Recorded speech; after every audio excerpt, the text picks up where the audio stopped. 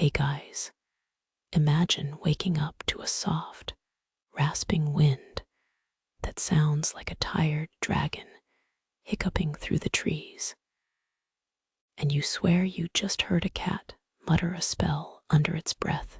Yeah, that's the hook. And if that made you raise an eyebrow, smash that like button and let me know in the comments where you're listening from.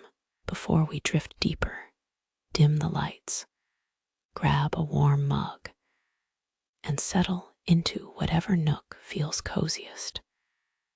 Because tonight we're slipping into the village that remembered magic. You step onto cobblestones still slick with dew. The scent of pine and fresh baked cinnamon swirling together like a grandma's hug mixed with a forest secret. And every creak of the old wooden doors feels like a whisper from a past you can't quite see. The villagers, half-worn cloaks and half-forgotten jokes, treat every flicker of candlelight as proof that the world still has a spark. Even if their gossip about the mayor's invisible rabbit is more believable than a Wi-Fi signal in the hills, you hear the gentle hum of an ancient lullaby drifting from the well, a melody that tickles your nerves just enough to make you smile at the thought that even the darkest night can be patched together with a few strands of starlight. And if you're wondering whether this is too whimsical for bedtime, ask yourself, why not let a little enchantment chase the shadows away? Let me know below if this village feels like a place you'd want to visit in a dream. And don't forget to subscribe so we can keep the magic alive together. In the heart of Elder Grove, where every cobblestone street seemed to hum with the echoes of laughter and old tales, a curious girl named Leela roamed with eyes wide and filled with wonder. She would often stop to chat with the village's ancient oak tree, its gnarled roots twisting like the stories it had absorbed over the centuries.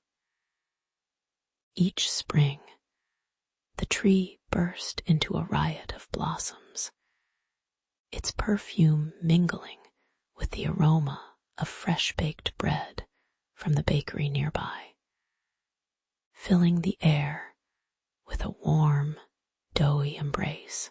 But amidst the village's joyful chatter, Leela felt a gnawing whisper, a yearning for something that danced just beyond her grasp, like a butterfly teasing her with its elusive flight. The villagers, happily oblivious, went about their days, blissfully unaware that the very magic that had colored their lives faded like a forgotten tune, left playing in an empty room. As twilight descended upon Elder Grove, Leela's heart fluttered with excitement as she ventured into her grandmother's attic, a forgotten realm dusted with mysteries and adorned with cobwebs that clung like secrets. She flicked on a dimmy old lamp that spat out a feeble glow, illuminating shadows that pirouetted like mischievous sprites in the corners. There, nestled between yellowed scrolls and faded photographs, she discovered an ancient book bound in cracked leather. Its cover adorned with symbols that danced like the stars she loved to admire at night. With a sense of triumph rivaling Indiana Jones finding a lost artifact, Leela brushed off the dust, unveiling the tome, which smelled of nostalgia, old parchment, and a hint of sandalwood, like a wise old man's beard mixed with Grandma's cookies.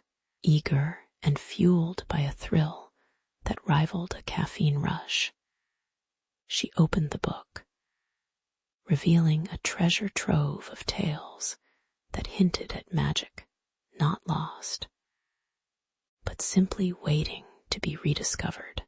With her imagination ignited, Leela spent hours devouring the stories, each page a doorway to enchanted realms, where fairies danced in moonlit meadows and dragons played hide-and-seek behind ancient mountains. The tales were rich with sound, the laughter of spirits echoing off the walls like vibrant chords in a symphony, reminding her of childhood gigs she never had, dancing with joy and a hint of awkwardness. She could practically hear the flutter of wings and feel the shivers of dragonfly kisses brushing against her cheek. Yet, amidst the enthralling tales, there was an unmistakable irony. The villagers, blissfully thriving on their mundane routine, had completely forgotten the magic that surrounded them like an invisible cloak. It dawned on her that perhaps, just perhaps, the enchantment they craved lay not in distant lands, but right there among their own cobbled streets. Leela decided it was her mission to awaken this slumbering magic in Eldergrove, armed with the wisdom spun from the pages of her grandmother's book. She hatched a plan, imagining scenes where villagers would come together for swirling dances beneath the moonlight, the sounds of music wafting through the air like a delicious feast of joy. Each morning, she would slyly drop hints about old rituals and legend-filled gatherings while helping Miss Hattie at the bakery, stirring up a frenzy of curiosity that even Miss Prunella, the village's ultimate gossip, couldn't resist. As whispers spread like wildfire through the thatched roofs, villagers began to recall snippets of enchantment, like that one time old man Jenkins swore he saw a unicorn by the brook, which he insisted would grant wishes if offered a particularly ripe apple.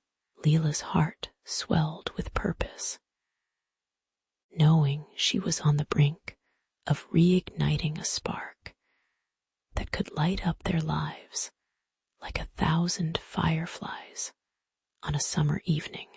One fateful evening, as stars gathered like friends in a huddle above, Leela stood at the village square, her heart racing like a caffeinated hamster on a wheel, holding her grandmother's old book aloft like a magical artifact, summoning the crowd into a long-lost tale.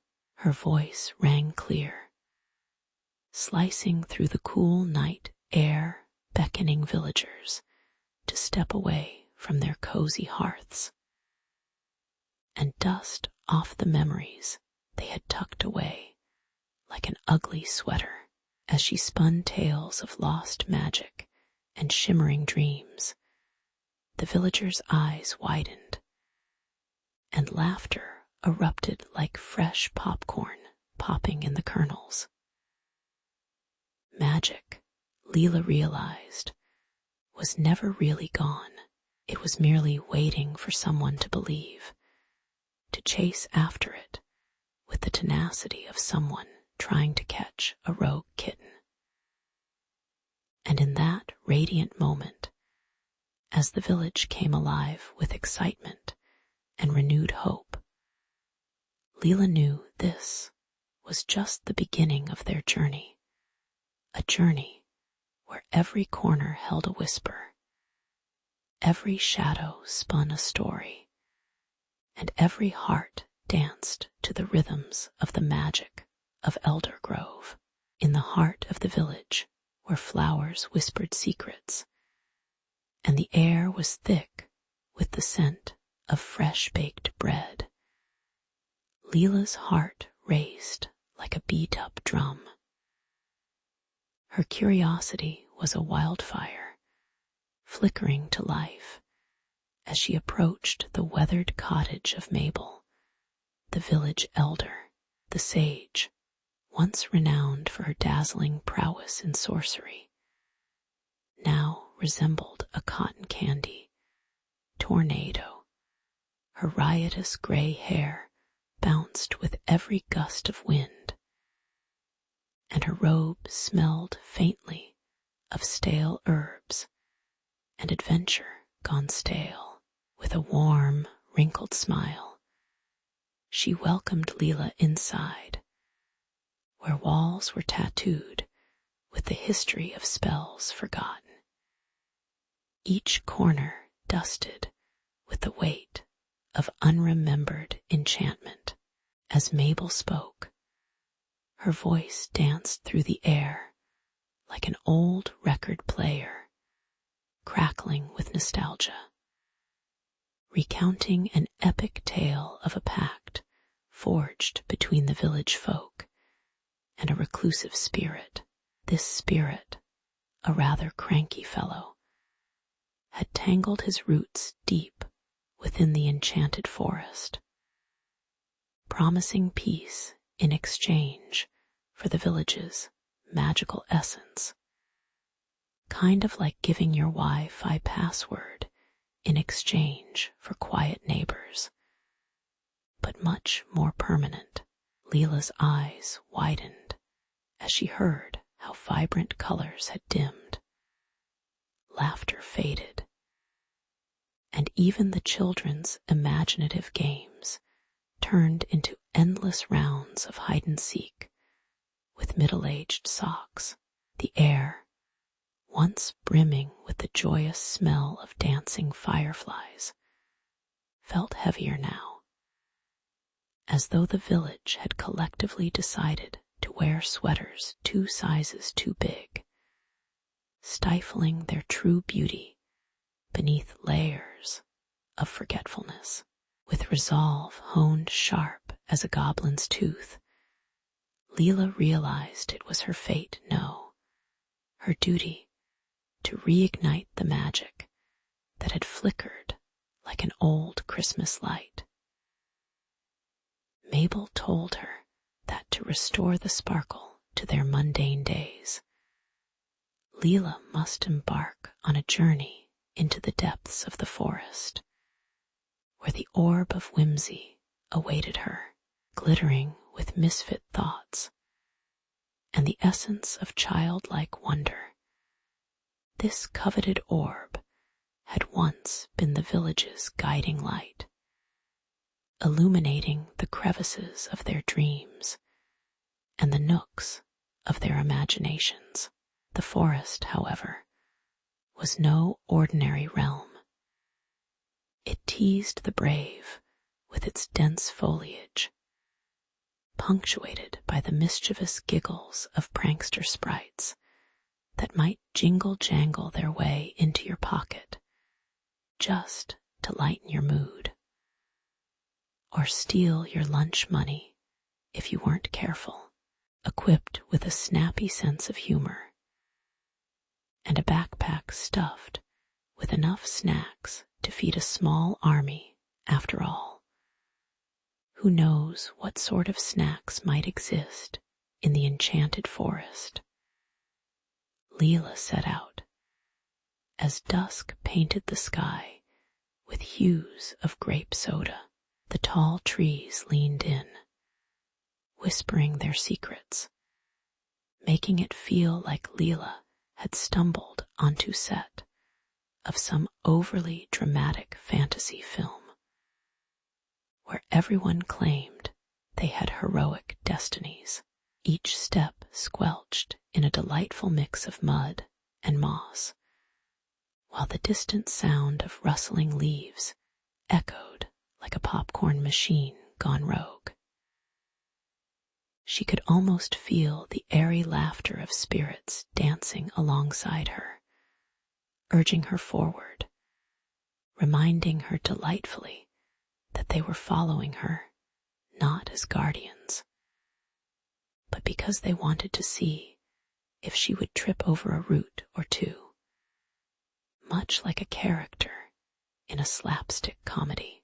As night began to weave its dark tapestry overhead, twinkling stars blinked down like a supportive audience, cheering Leela on in her quest.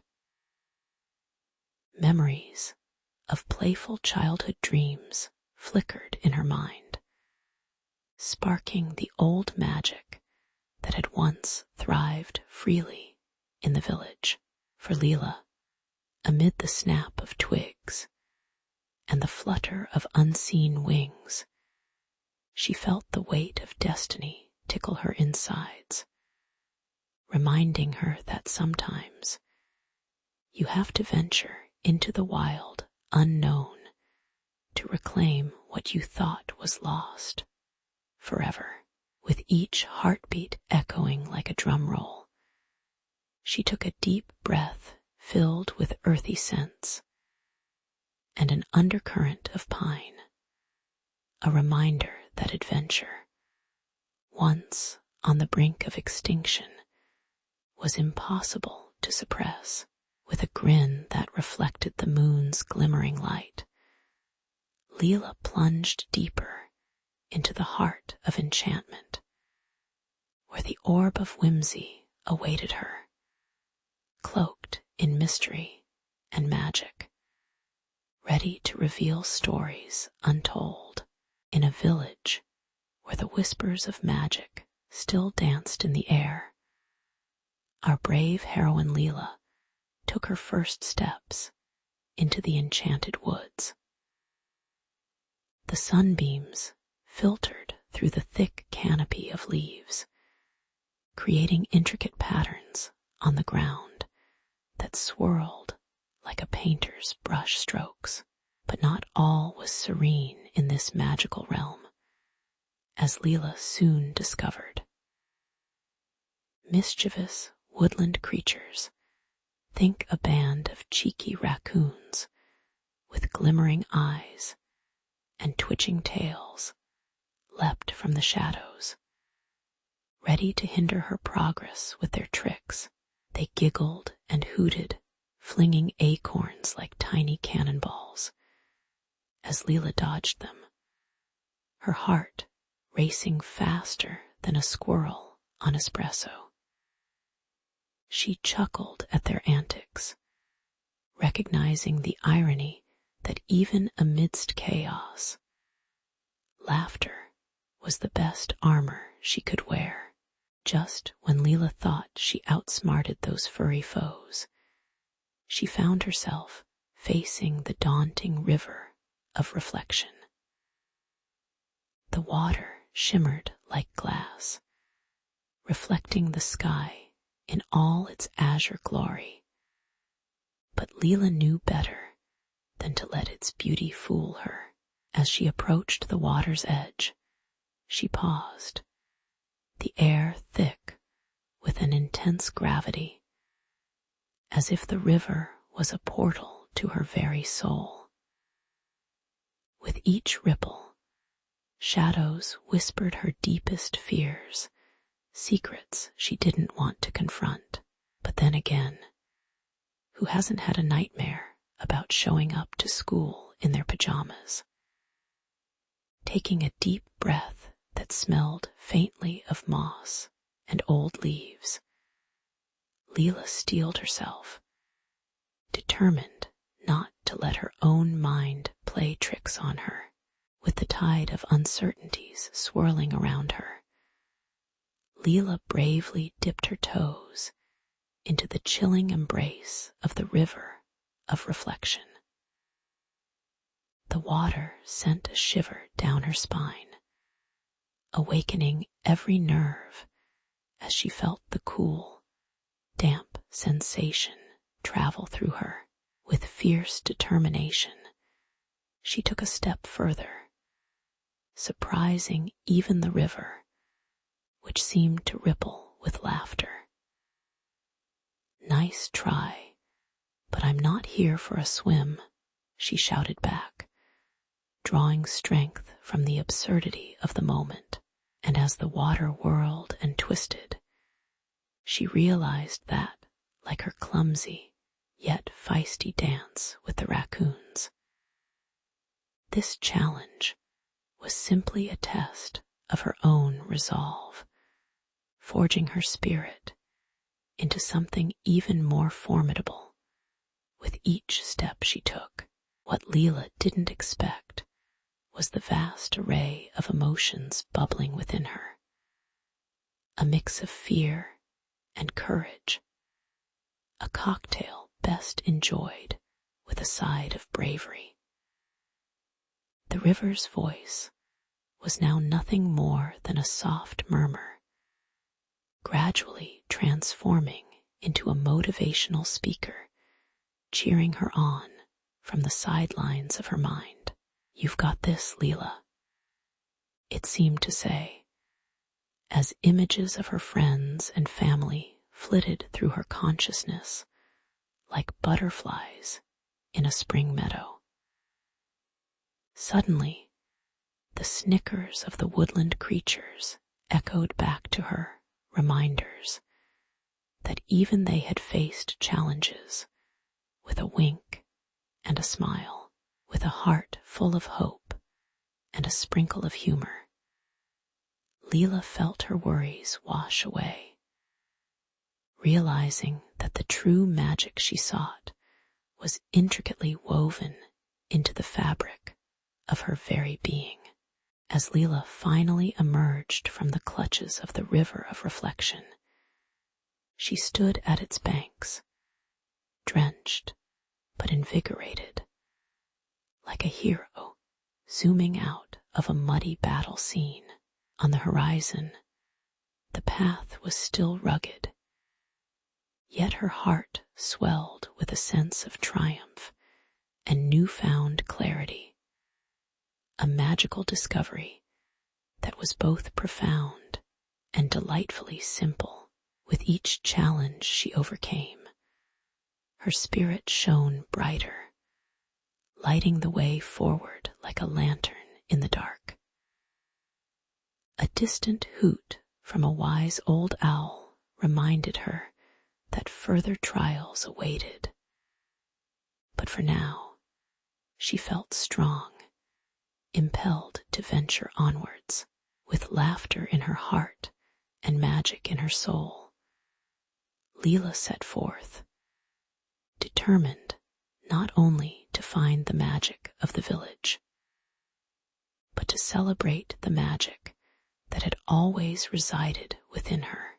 As Leela stepped deeper into the forest, the air thickened with a scent that was part pine, part mystery, like the aftermath of a baking disaster, where someone accidentally added 3 cups of sadness and half a cup of wonder. Branches arched overhead like the embrace of a giant's arms, creating a cathedral of green and brown. The further she ventured, the more the whispers of the trees surrounded her, rooting her in a mixture of trepidation and hope.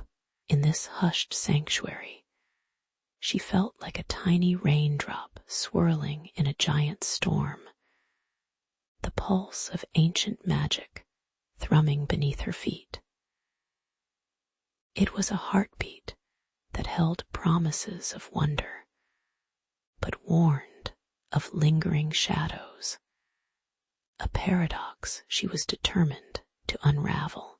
Suddenly, from behind a curtain of shimmering leaves, the spirit emerged, gliding towards her like a spectral figure from her childhood imagination.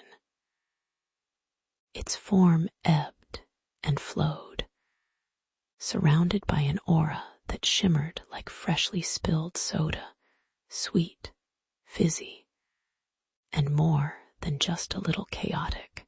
"So, you've come to plead for the orb of whimsy," the spirit declared, its voice echoing like the chimes of a distant carnival.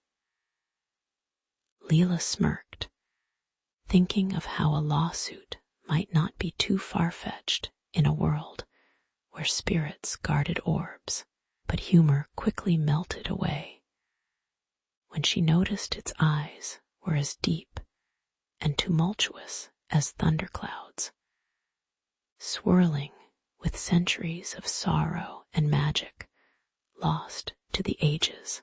The spirit's heavy presence wrapped around her like an old, moth-eaten blanket. "Magic is not merely taken, sweet child, it is shared. A delicate dance of giving and receiving joy," it whispered, each word echoing like a pebble dropped into a still pond. Leela blinked, realizing her village's laughter, dreams, and flavors collided within her heart, waiting to burst free. With a rush of courage that felt as silly and spectacular as roller skating down a hill, she wide-eyed the spirit with stories of her people, recipes of joy, passed down like secret knowledge and dreams, stitched together like patchwork quilts. She spoke of moonlit nights filled with music, dancing families, and the scent of fresh-baked pastries that could bring a frown upside down. For a moment, the spirit looked bemused, as if it were reading a review of a movie that people either loved or completely disagreed with. Then the air crackled with tension, electric as a cat in a room full of unwrapped presents, as Leela's heartfelt words hung like a weightless balloon. The spirit wavered, caught between a duty to protect the orb and the glimmer of hope she had ignited. "You would share your joy for a magic that was once mine?" it asked skeptically, its voice trembling like an eager child on Christmas Eve. Leela nodded, steeling herself against the weight of its gaze, and as she did, her own heart danced with possibility. Magic was not just a thing but a flame, a warmth flowing in her veins that needed to break free. The spirit pondered, its face a tapestry of conflicting emotions, from skepticism to curiosity, as it caught the glimmer in Leela's eyes, a flicker of sincerity that even the oldest of spirits could not easily extinguish. In a moment that felt both fleeting and eternal, the spirit surrendered the orb of whimsy, releasing it into Leela's open palms like a warm cupcake slipping from a baker's tray. As she cradled it, the air hummed with energy, pouring out like a glorious waterfall of colors in every direction, flooding the forest in vibrant hues of joy. The land erupted in a spectacle of dazzling light, each plant and creature alike bursting forth with excitement, as if a sleepy crowd had just awoken to an encore by the greatest band in history. Leela laughed, the sound ringing through the trees like bells, announcing the arrival of spring. Her heart danced along with the magic coursing through the forest, and in that moment she knew they had all remembered not just the villagers, but the spirit too. That magic was the joyful act of giving, and in return it blossomed, renewed, and ready to inspire generations to come. Leela burst through the tangled underbrush, the legendary orb of whimsy glowing warmly in her hands like an oversized maraschino cherry. As she strode into Eldergrove, a rush of golden light fanned out behind her, setting the scene akin to a blockbuster superhero movie. Villagers paused mid-bite of their rustic bread and cheese, jaws dropping like they had just witnessed the greatest plot twist since the end of that terrible soap opera. The once drab streets, recently devoid of enchantment, erupted with color. Flowers danced in the breeze as if they had just joined a spontaneous sock hop. Overwhelmed by joy, the town erupted in cheers that echoed sweeter than 1,000 carols sung at Christmas, as Leela took her place at the heart of the vibrant celebration, a hero forged in the fires of adventure. With the orb lighting their very souls, Eldergrove transformed into a whimsical wonderland. Cambry, the town's notorious baker, decided to whip up a batch of cakes with frosting that sparkled like a disco ball, igniting more excitement than a surprise visit from the village's retired dragon slayer. Children twirled and whirled, laughter bubbling up like fizzy soda, while the adults exchanged wide-eyed glances, realizing that after years of solemn routines, their lives had suddenly been sprinkled with fairy dust. It felt as if the very air buzzed with possibilities, like the tingling anticipation before the first bite of a candy apple. And there, amidst the joyful chaos, Leela beamed, her heart swelling as bright as the full moon before a campsite bonfire. As the festivities roared, Leela gathered the villagers beneath the ancient oak tree, its gnarled branches stretching out like welcoming arms. With the flickering light of the orb reflecting in her eyes, she spoke of a solemn, yet magical promise to cherish and nurture the wonder they had once forgotten. In a voice carrying the weight of 1,000 fairy tales, she insisted that magic, much like a puppy after too much coffee, needed care and attention. The villagers, wide-eyed and hungover on enchantment, pledged in unison, with an enthusiasm that could rival any boy band reunion, "We will protect the magic."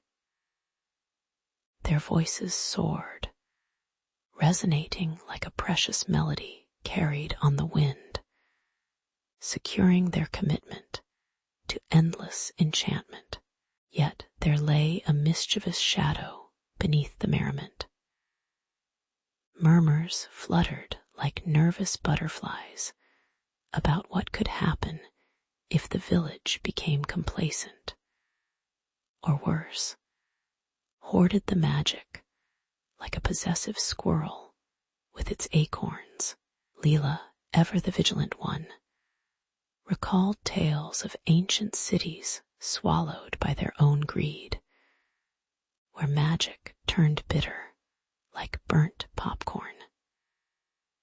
She gazed at the villagers with a warning glimmer.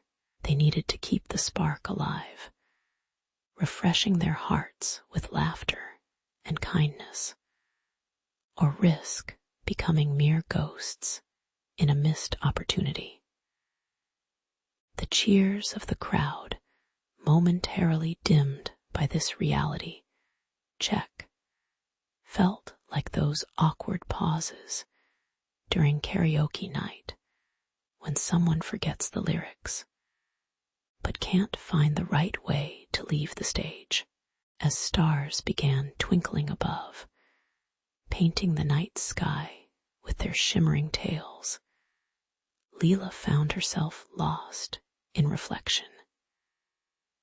She realized their journey had only just begun, and the magic of Elder Grove now pulsed not just in the orb, but in the very fabric of every villager's heart. The laughter, the colors, the promises, they all intertwined like a well-loved tapestry, vibrant, occasionally frayed, but inherently powerful. As the night grew deeper, the villagers danced until their feet ached and their hearts sang, creating a symphony louder than the crickets serenading the moon. Together, hand in hand, they stepped into a new chapter where whispers of wonder would flow eternal through Elder Grove. A spell woven through the bonds of community and the joyful spirit of one smart girl and her magical adventure. In the heart of the enchanted forest, where the trees towered like ancient sentinels, lay the village of Elder Grove, a place so tucked away that even Google Maps would raise an eyebrow at the idea of finding it. The cottages, made of twisted vines and stones that seemed to hum with untold stories, thrived in harmony with the surroundings, or as much harmony as one could muster when your neighbor's chicken started clucking opera at dawn. The villagers, led by the no-nonsense Elder Myra, lived with a wisdom that came from years of symbiotic relationships with mushrooms that could sing and rabbits that shared gossip faster than a 24-hour news channel. However, smothered beneath the tranquility was a hush, thick like fog, a whisper that got under your skin, a dark secret about the forgotten ones who had danced too close to the magic and disappeared into the shadows of the woods long ago, like socks in a dryer of doom. But peace is slippery, much like an eel covered in olive oil at a carnival. Strange occurrences began to prick at the fabric of Elder Grove, plucking at nerves like a mischievous toddler in a piano recital. The villagers felt uneasy. Crop yields waned, while their plum pie recipe mysteriously turned sour. Who knew elderberries could be so defiant? Laughter faded from the bustling marketplace, where previously cheerful chatter had filled the air, replaced by a hush that twisted around the villagers like an unwanted hug from an aunt who insists on pinching your cheeks. They whispered among themselves, darting glances at the forest, its branches moving just a smidge too much, as if the trees were gossiping about them, planting seeds of dread in their hearts. Was it all in their heads? Or was the forest actually conspiring against them?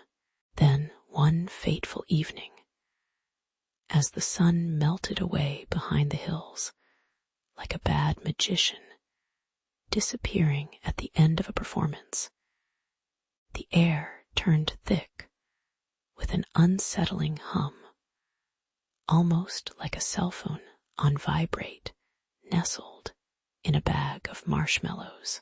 Myra, with her silver hair shimmering like stardust, gathered the villagers near the great oak, whose bark bore the knots of ages past. That tree had seen more drama than a reality TV show. As they all leaned in, noses wrinkled against the scent of damp earth mixed with the sweet lure of something rotten, the whispers grew louder, forming names like echoes in a survey of forgotten memories. Names slipped from lips, quivering with both dread and curiosity. In the quaint village of Eldergrove, where time seemed to be on a leisurely stroll, an ominous cloud of mystery rolled in like a bad hangover after a night of too much mead. One by one, villagers vanished, slipping away without a word, like socks in a laundromat. Fear nibbled at the edges of the townsfolk's sanity, stirring the air with whispers that echoed through the cobbled streets. It was as if an unseen force strolled through their lives, snatching their loved ones and leaving naught but silence in return. Amidst this mounting dread, a spark ignited that very night the indomitable heart of Myra, the blacksmith's daughter, who had more courage than common sense, stepped forward to rally a party as brave as the most ridiculous superhero team ever conjured in a child's imagination.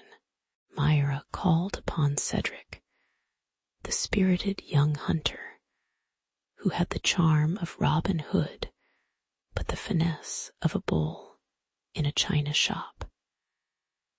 He arrived, bow slung across his back, hair tousled and eyes twinkling with mischief. "Just another day at the office," he said, slapping his thigh as he joined Myra, his confidence soaring higher than an eagle on a thermal. Next came Alara, the village healer, whose herbs carried scents that wafted like a fragrant fugue, dulcet and calming even in the face of chaos. Rowan, the blacksmith with hands that molded iron as easily as others shaped dough, rounded out their ensemble, a grin plastered on his face like a kid in a candy store.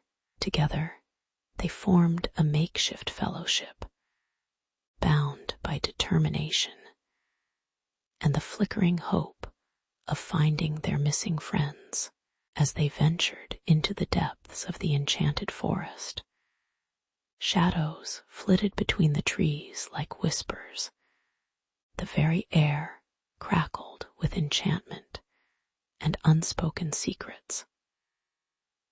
The pungent scent of damp earth and decaying leaves clung to them, mingling with a strange sweetness that set their senses on high alert.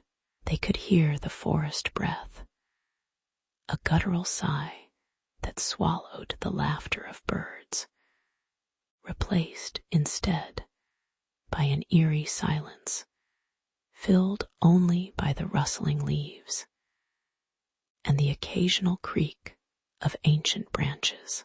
Suddenly, the ground trembled as a boar-like creature, with tusks that could rival a medieval weapon, charged out from behind the bushes, as if auditioning for a role in a horror movie. Cedric narrowly dodged, landing in a patch of mud that promptly claimed him, transforming the brave hunter into a rather sorry sight. Covered from head to toe in muck, a jester in a forest of danger. Pressing deeper, they encountered all manner of mystical creatures, each more peculiar than the last. A chorus of pixies flitted about, their laughter like tinkling bells that echoed through the foliage.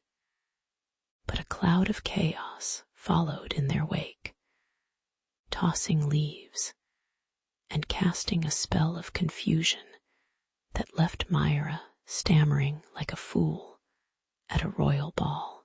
With every challenge they faced, their resolve was tested.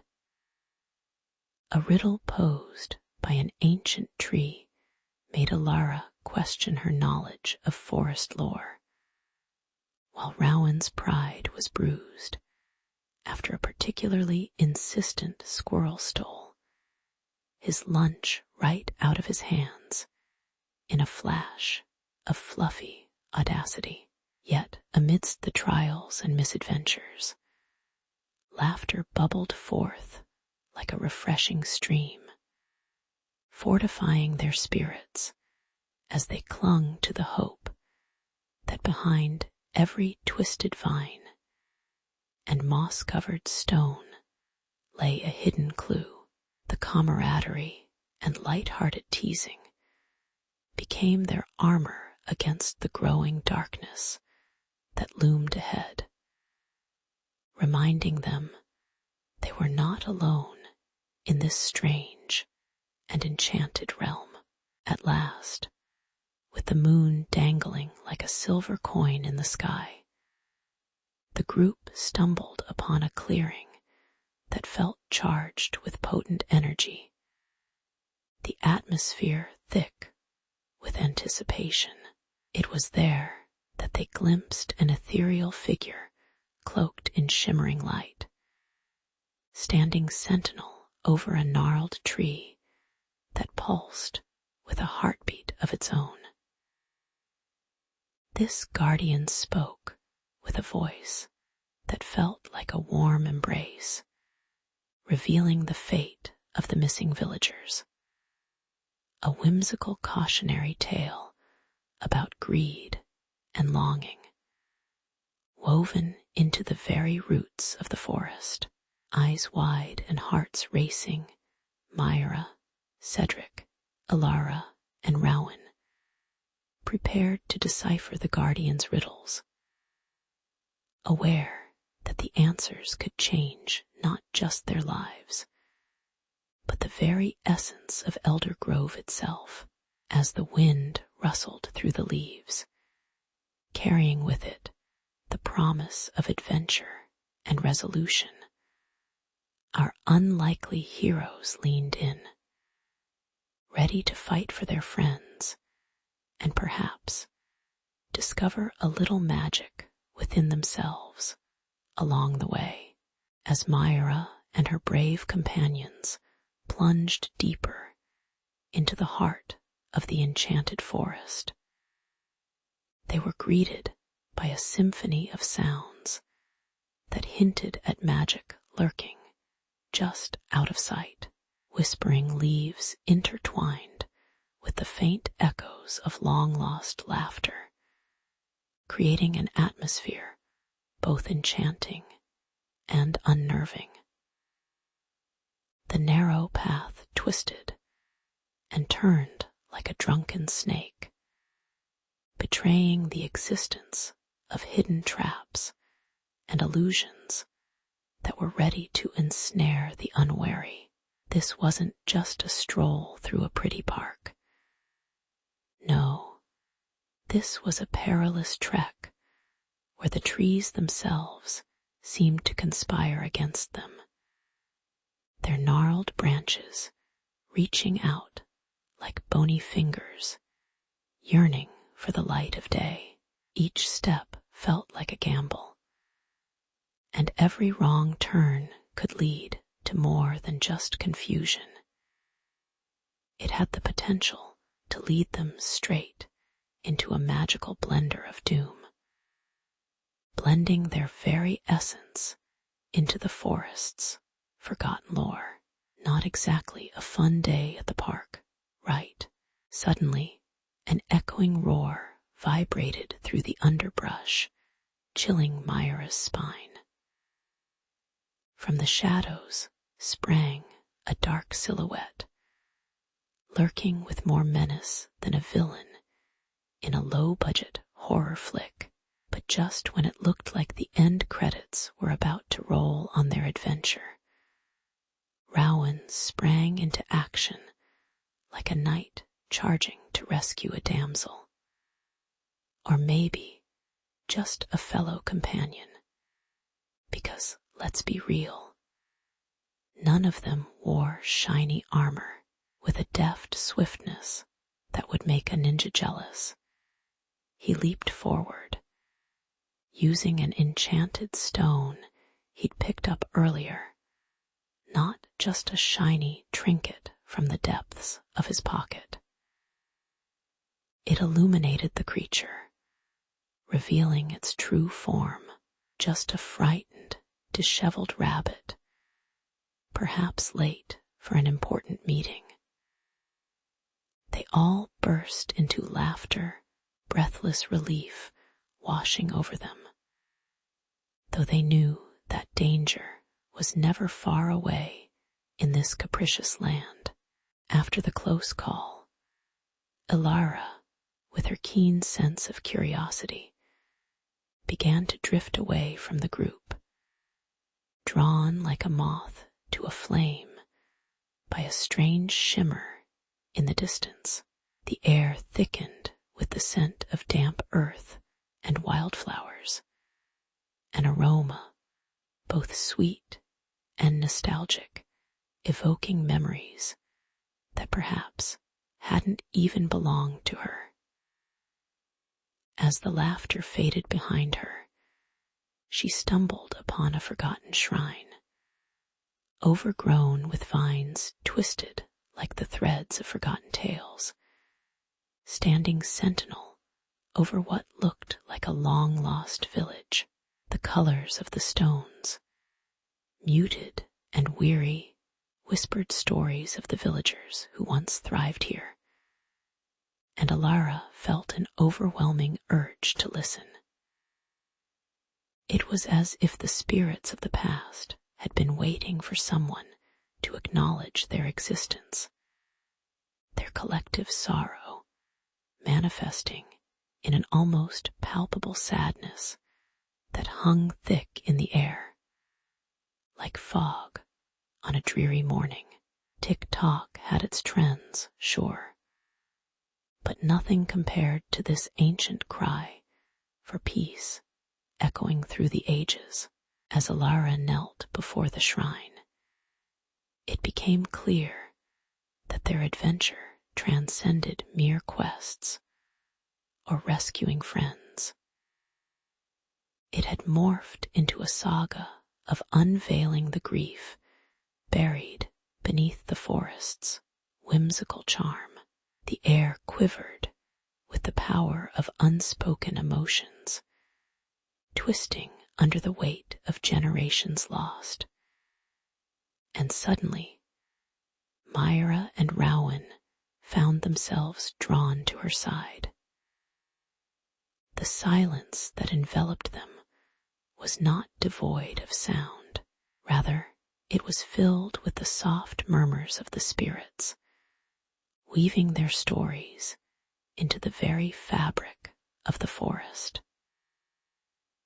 Myra's heart ached, a feeling akin to trying to solve a Rubik's Cube while blindfolded. She knew she had a part to play in this bittersweet riddle. In that moment, laughter and sadness danced together, two sides of the same coin, an irony as rich as chocolate cake at a dieting convention. Yet, amidst the enchanting gloom, there was a spark of resolve igniting within them. They needed to free these spirits, to bring them the peace they had long sought, transforming their journey into one of redemption rather than mere rescue. As they gathered to share Alara's discovery, a sense of purpose enveloped them like a warm cocoon, propelling them forward through the tangled forest paths. The trials they had faced, both magical and mortal, became stepping stones on their quest, a path paved with the lessons of the past. The forest's whispers would guide them, telling tales of bravery and sorrow, laughter and despair, as they ventured forth together, not just to save their friends, but to restore harmony to a place that had long known only loss. A fairy tale ending might still be written. After all, who wouldn't want a happy ending in a world where shadows lurked around every corner? In the heart of the enchanted forest, where moss hung like drapes from ancient trees, and the air shimmered with an ethereal glow, our brave adventurers found themselves in a hidden glen. The atmosphere buzzed with an unsettling magic, the kind that makes even the bravest of hearts want to cuddle under a blanket and binge-watch a feel-good movie. But there was no time for Netflix here. They had come face to face with the forgotten ones. Eerie shadows danced about them, mischief glimmering in their ghostly visages. It was like a scene straight out of a horror film, except instead of fleeing, the heroes needed to stay and resolve the mystery of long-lost souls tangled in the forest's grip, desperately yearning for solace and connection to the living world they once knew. As the adventurers steeled themselves, the ghastly figures stepped closer, revealing their tragic and twisted history, a tale of love, loss, and the insatiable grip of magic that bound them to this realm. It was as though the spirits were trapped in a spectral limbo, replaying the worst scenes of their lives like a broken record. Myra, with her heart pounding louder than a drum solo at a rock concert, began to understand their plight. Their mournful cries echoed in her ears, like haunting melodies of a forgotten lullaby, awakening a deep sympathy within her. She longed to bridge the gap between their world and the one she cherished, but fate wasn't going to make it easy. The tension in the air was thick enough to cut with a cupcake knife, and she could feel the weight of the decision pressing heavily on her chest. Then came the climactic standoff, a moment that felt stolen from the final act of a dramatic play. Myra stood tall, her breath mingled with the earthy scent of damp leaves, and something disturbingly like burnt toast as she weighed the heavy choice before her: release the spirits to their loved ones, or keep the village safe from the possibly disastrous consequences of their freedom. It was a lot like choosing between a dream job and that Netflix subscription. The tension was palpable. The forgotten ones loomed, their expressions flickering between desperation and hope, searching her eyes for an answer that could very well change everything. With each heartbeat, Myra could sense the balance of the forest tipping, the air crackling with anticipation like the moment before a lightning strike. And she knew that whatever she chose would resonate through the fabric of their lives forever. Summoning every ounce of her inner strength, Myra called upon an incantation, words pouring from her lips like a waterfall of light, cascading through an unquenchable darkness. As her voice filled the glen, it was as if the very trees leaned in to listen, their leaves shimmering with a rustling cheer. Could this really be it? She spoke of unity, of love transcending boundaries, and of the unbearable loneliness that sometimes even the happiest of villagers could feel. The air shimmered and twisted, spinning magic in an intricate tapestry that danced from her hands, wrapping around the forgotten ones like an invisible blanket, warming their cold, ethereal forms. It was a beautiful chaos, a celebration of liberation and connectivity, intertwining their spirits like vines in an unyielding embrace. With a mighty crescendo, the curse that had shackled the forgotten ones unraveled in a brilliant flash of light. It was as if the very essence of the enchanted forest had exhaled for the first time in centuries, the air filled with the fragrance of fresh blooms, mingling with the crisp sweetness of autumn leaves falling at their feet. Cheers erupted from the villagers who had long worried for their loved ones, their joy echoing through the trees like a victorious cheerleader squad after a championship game. Myra stood breathless but triumphant, her heart swelling with joy. She had chosen the path of connection, bridging the gap between two worlds.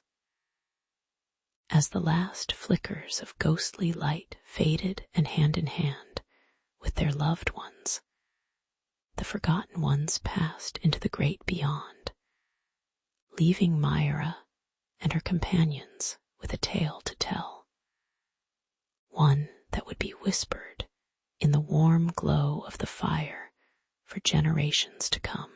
As the first light splashed across the enchanted forest, the air hummed with anticipation, tinged with the crisp scent of dew-kissed leaves. The forgotten ones, so long lost in the mists of time and sorrow, began to stir, unfurling like the delicate petals of the night's closing flowers. With a rustle and a whisper, spirits emerged from the shadowy corners, their faces alight with a joy that hadn't been felt in centuries. It was as if dawn itself had come back to reclaim them from the spectral slumber, reminding everyone that even ghosts need a taste of the sunshine once in a while.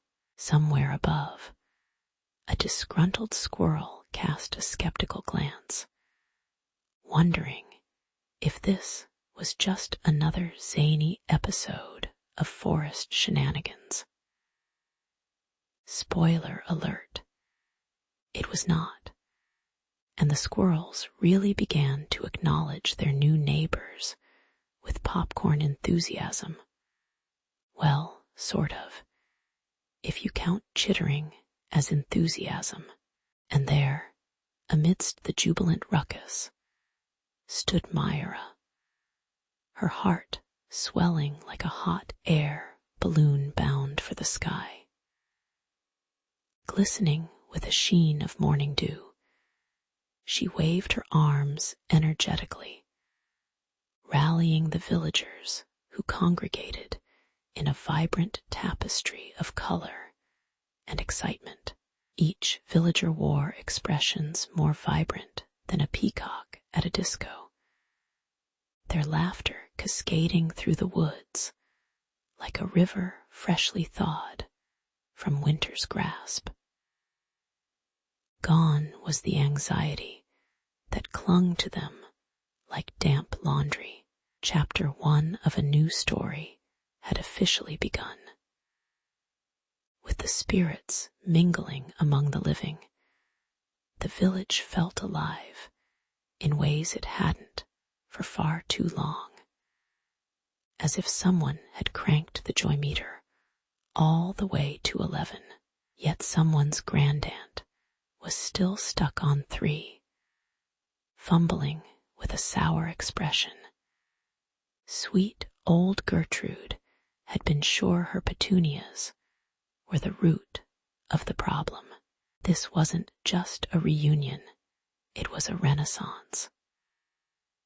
The trees, once mere spectators to ghostly despair, forged themselves into protectors, casting a warm and welcoming canopy over Elder Grove.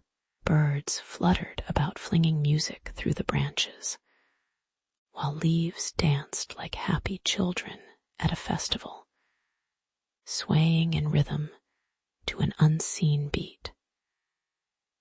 The air was thick with the scent of blooming flowers, mingling delightfully with the earthy musk of the rich, fertile ground. Myra's companions, those brave souls who had faced shadows and fears, now stood tall in the sun's embrace, resolute as ever. They felt a duty rise within them, as if they had inherited the ancient responsibility of forest watchmen, guarding this fragile balance between the ethereal and the earthly.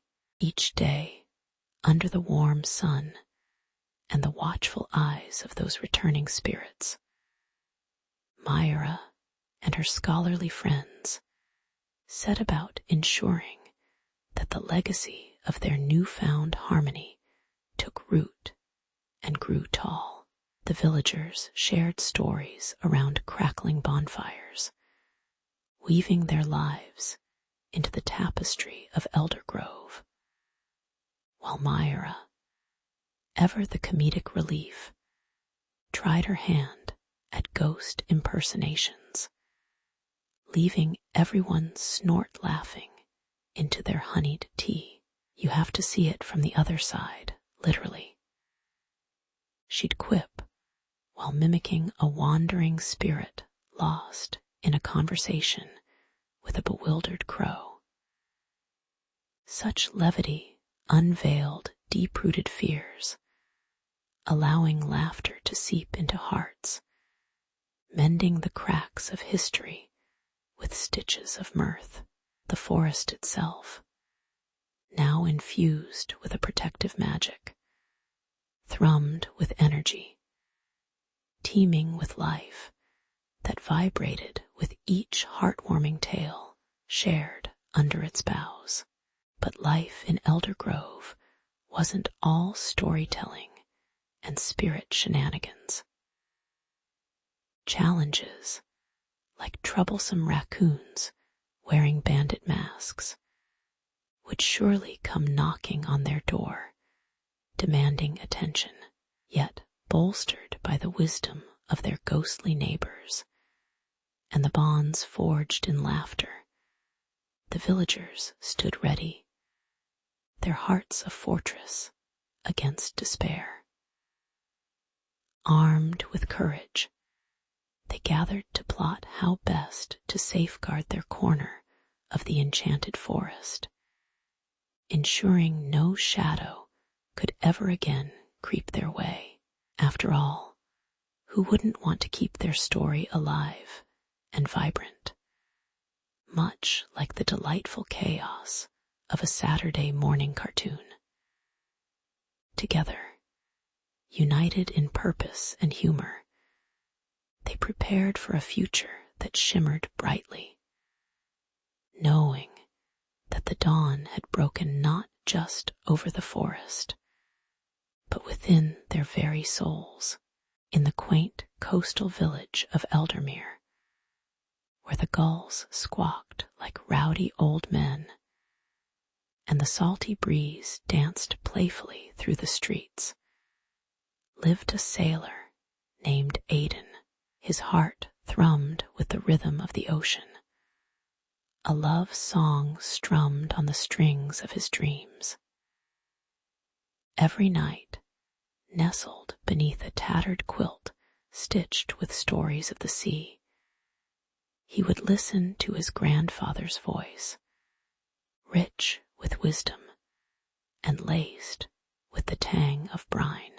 "The winds, my boy," his grandfather would say, "have tales to tell if you only know how to listen."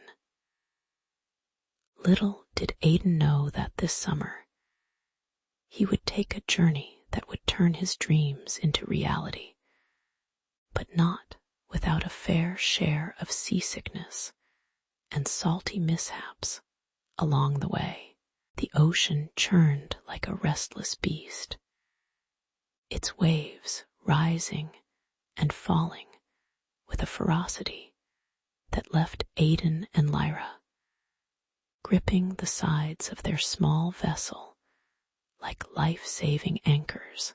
The wind howled through the rigging, a cacophony that reminded Aidan of a banshee wailing in a horror flick. The salty spray stung their faces, a fierce reminder that nature was not to be trifled with, as lightning cracked across the darkening sky, illuminating their grim faces for a fleeting moment. The pair felt as though they were caught in a timeless battle between man and nature, one that had claimed many a sailor's soul. But there was no turning back now.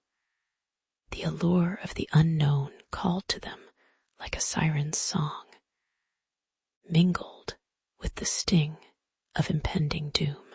Just when despair threatened to shatter their resolve, they stumbled upon Thorn, the old sailor with a beard that looked as if it could house an entire ecosystem.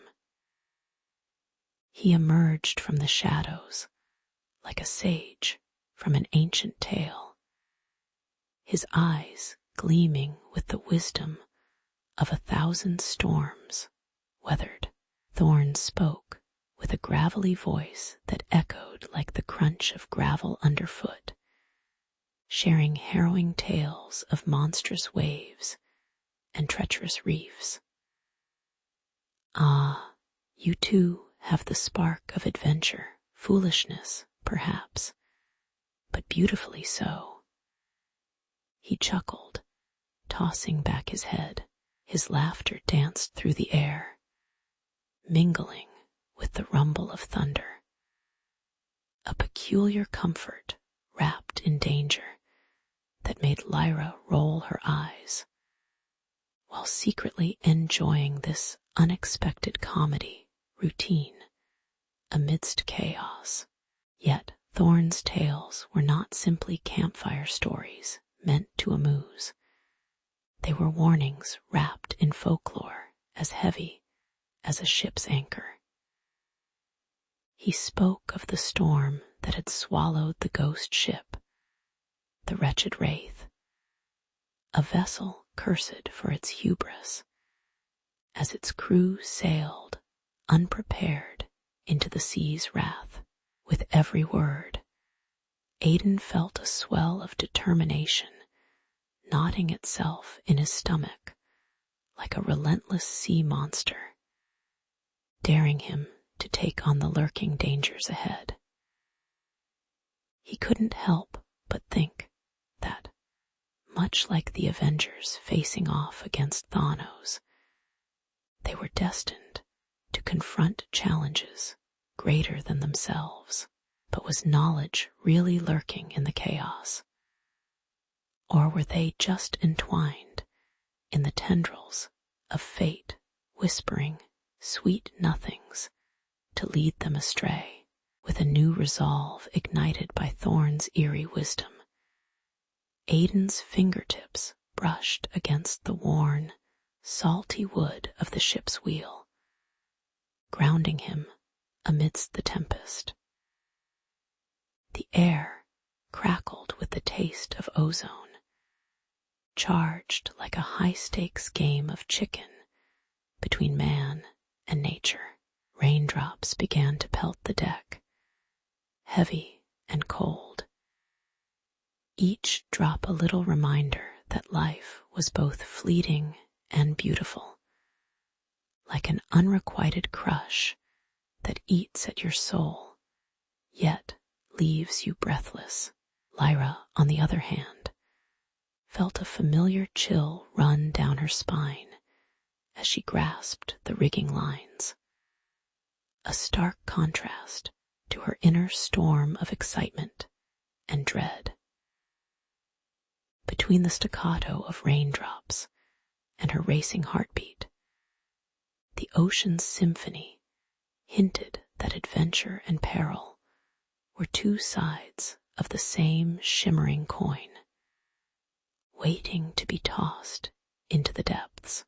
As the storm howled around them, Aidan and Lyra stood resolute, two figures beaten, yet unbowed against nature's fury. They realized that adventure was not a journey to be planned meticulously, but rather a dance with chaos, where the missteps were as valuable as the graceful leaps. Just as the ocean rises and falls, so too did their spirits oscillate between thrill and fear. They were sailors now, bound by secrets whispered through wind and water, forever changed by the haunting echoes of Thorn's warnings and the wild tempest that dared them to discover what lay beyond the horizon. They had come seeking knowledge, and now they would discover whether it was wisdom or folly that truly awaited them amidst the relentless waves. The skies had darkened, roiling clouds like an angry giant's belly, churning with rage. With each wave crashing like thunder against their small boat, Aidan and Lyra braced themselves for the tempest that bore down upon them. But just as quickly as the storm raged, it vanished, leaving behind a shimmering shore that sparkled like diamonds under the sun's warm embrace. A scent of salt and wildflowers wafted through the air, rejuvenating them as they stumbled onto the soft, golden sand of an isle that felt both ancient and alive. Little did they know, this sandy slice of paradise held whispers of wisdom, secrets carried on the very winds they now heard, whistling playfully through the palm fronds. As they wandered deeper into the island, the duo stumbled upon a tribe of sailors clad in garments that seemed woven from the very essence of the sea colors of cobalt blue and foamy white that danced with the breeze. These were not just any sailors. They spoke to the winds as if they were old friends, exchanging secrets, sharing stories of the deep and lessons of respect for the wild waters. Lyra, with her serene heart and curious spirit, stood enthralled, her eyes sparkling like the surface of the ocean kissed by the sun. Aidan, however, fidgeted beside her, his impatience bubbling like a pot prepared for a seafood boil. "Can we please hurry this up?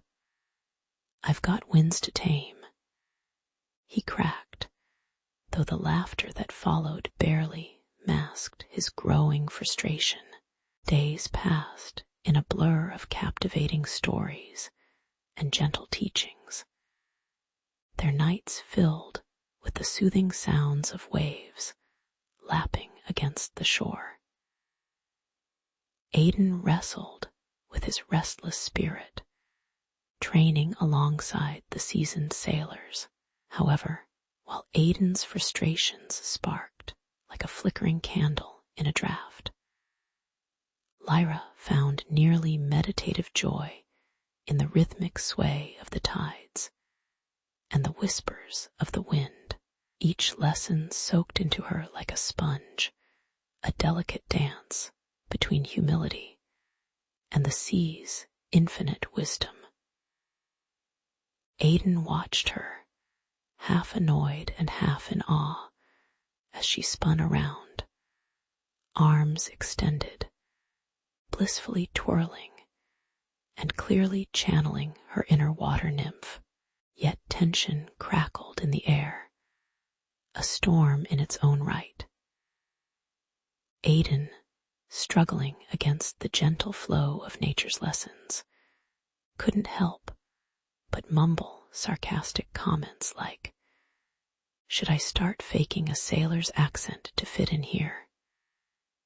Each witty retort was met with a playful roll of Lyra's eyes, who silently chided him with her own brand of sunny optimism. Their competing energies brewed a comedic friction, Aidan's fiery impatience a stark contrast to Lyra's serene acceptance. It was as if a tempest brewed within him, while she radiated a calm that could soothe even the angriest of seas. On one particularly windy day, they attempted to channel the winds, but instead of mastery, their efforts resulted in Aidan getting tangled in ropes, and Lyra simply laughing so hard that a nearby gull joined in the mirth. Finally, as twilight draped its indigo cloak over the island, casting a surreal glow, Aidan faced a moment of realization that hit him harder than a wayward wave.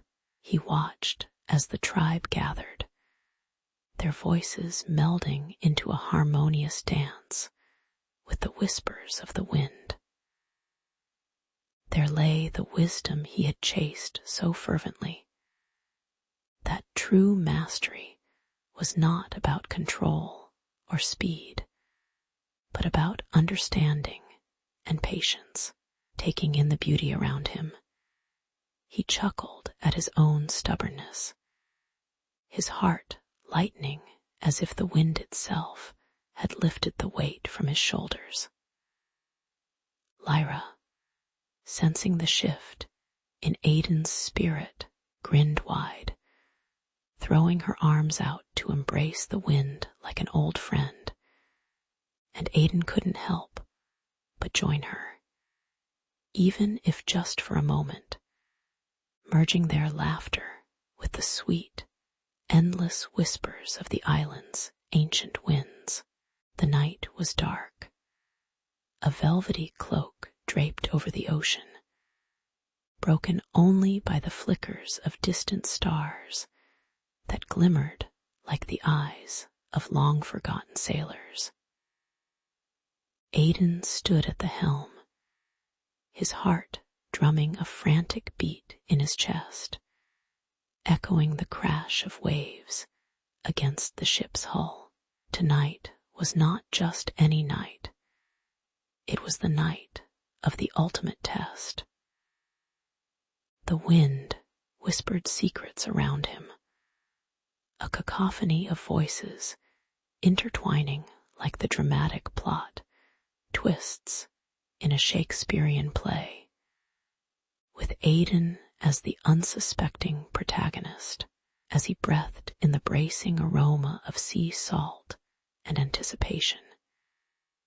He realized he was about to face his deepest fears, things like strong winds, towering waves, and worst of all, the existential dread of not knowing if he would pass his final maritime mission. The ritual had been recounted in hushed tones among the sailors, almost like urban legends spun around campfires. They spoke of spirits that lived in the winds, entities that shaped destinies and danced through the tempests.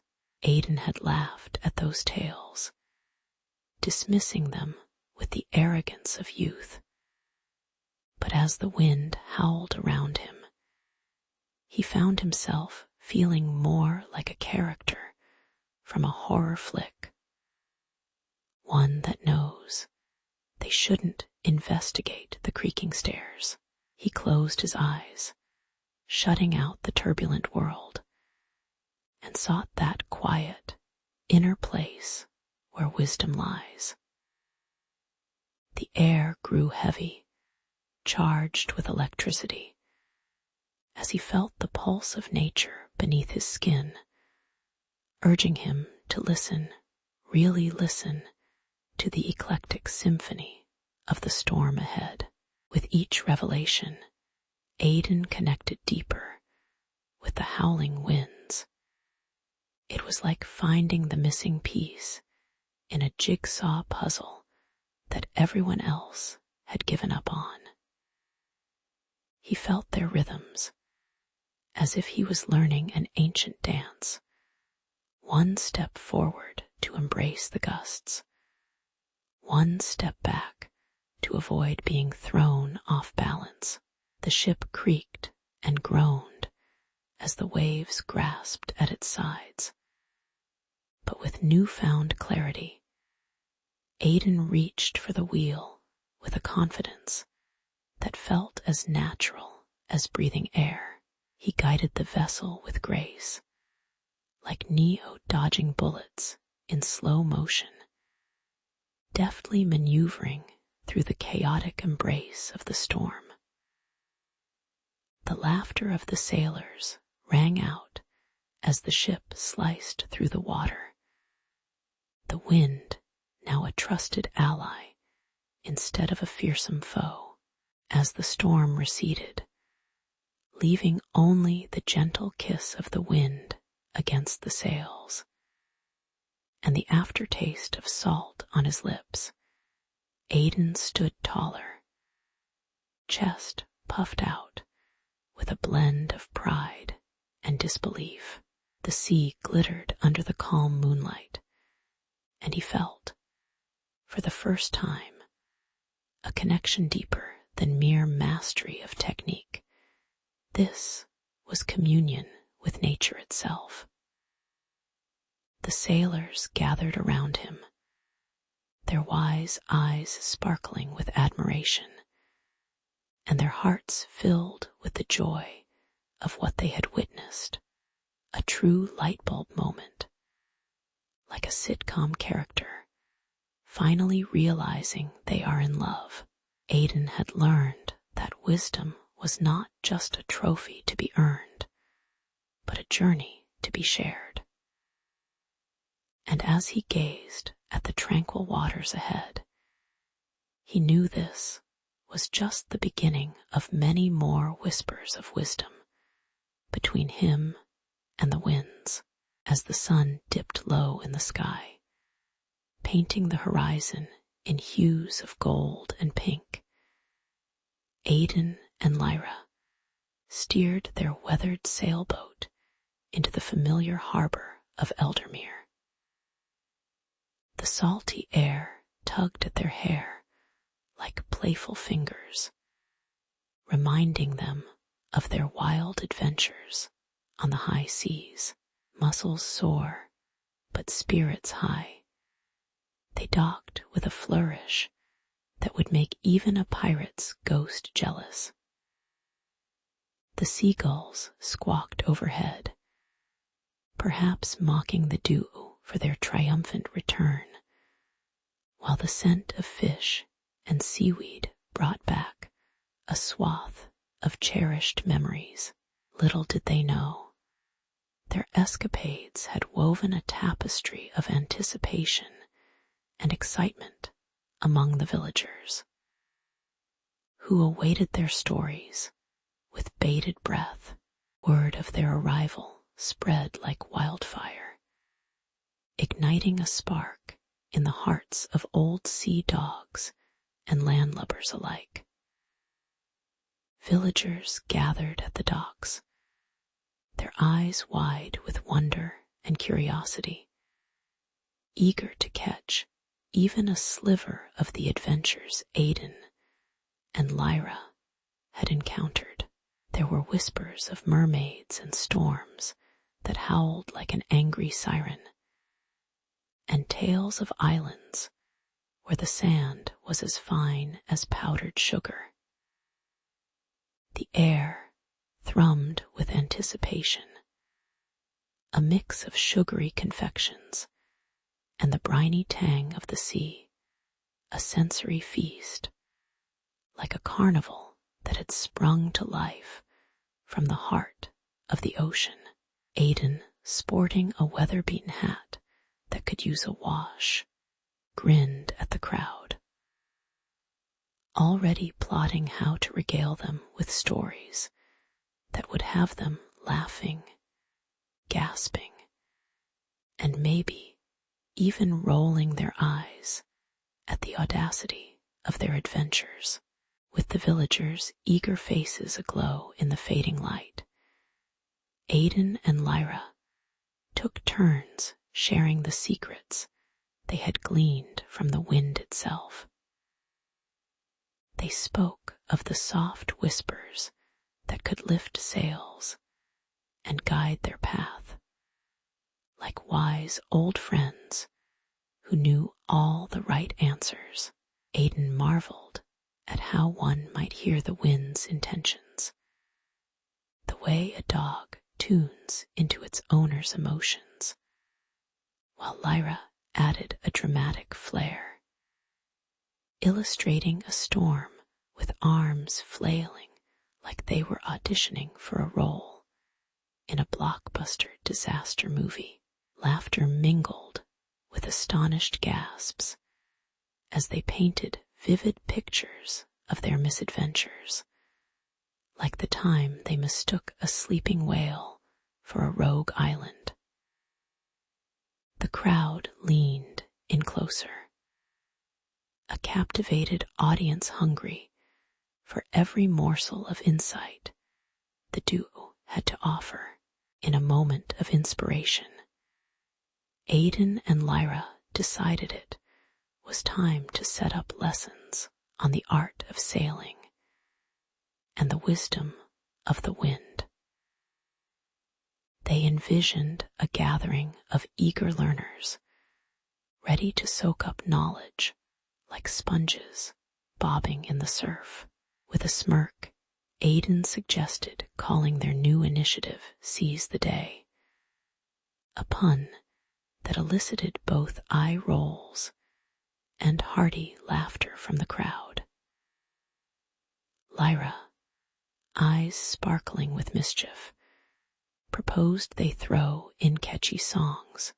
After all, nothing says how to be a sailor quite like a sea shanty or two.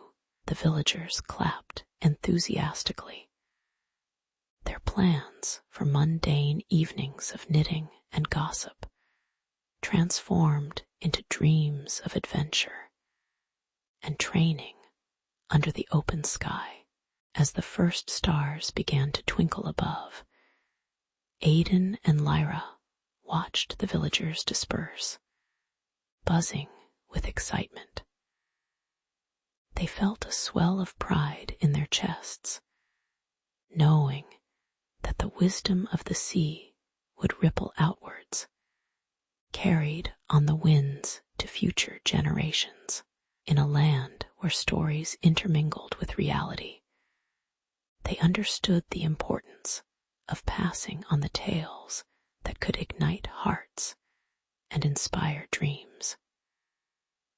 As the briny breeze swirled around them, they exchanged a glance, a silent promise echoing between them to nurture the legacy of the ocean, keeping its whispers alive like the gentle lullaby of the waves. With laughter still dancing in the air, they turned toward the sea, their true home, always calling them back for more.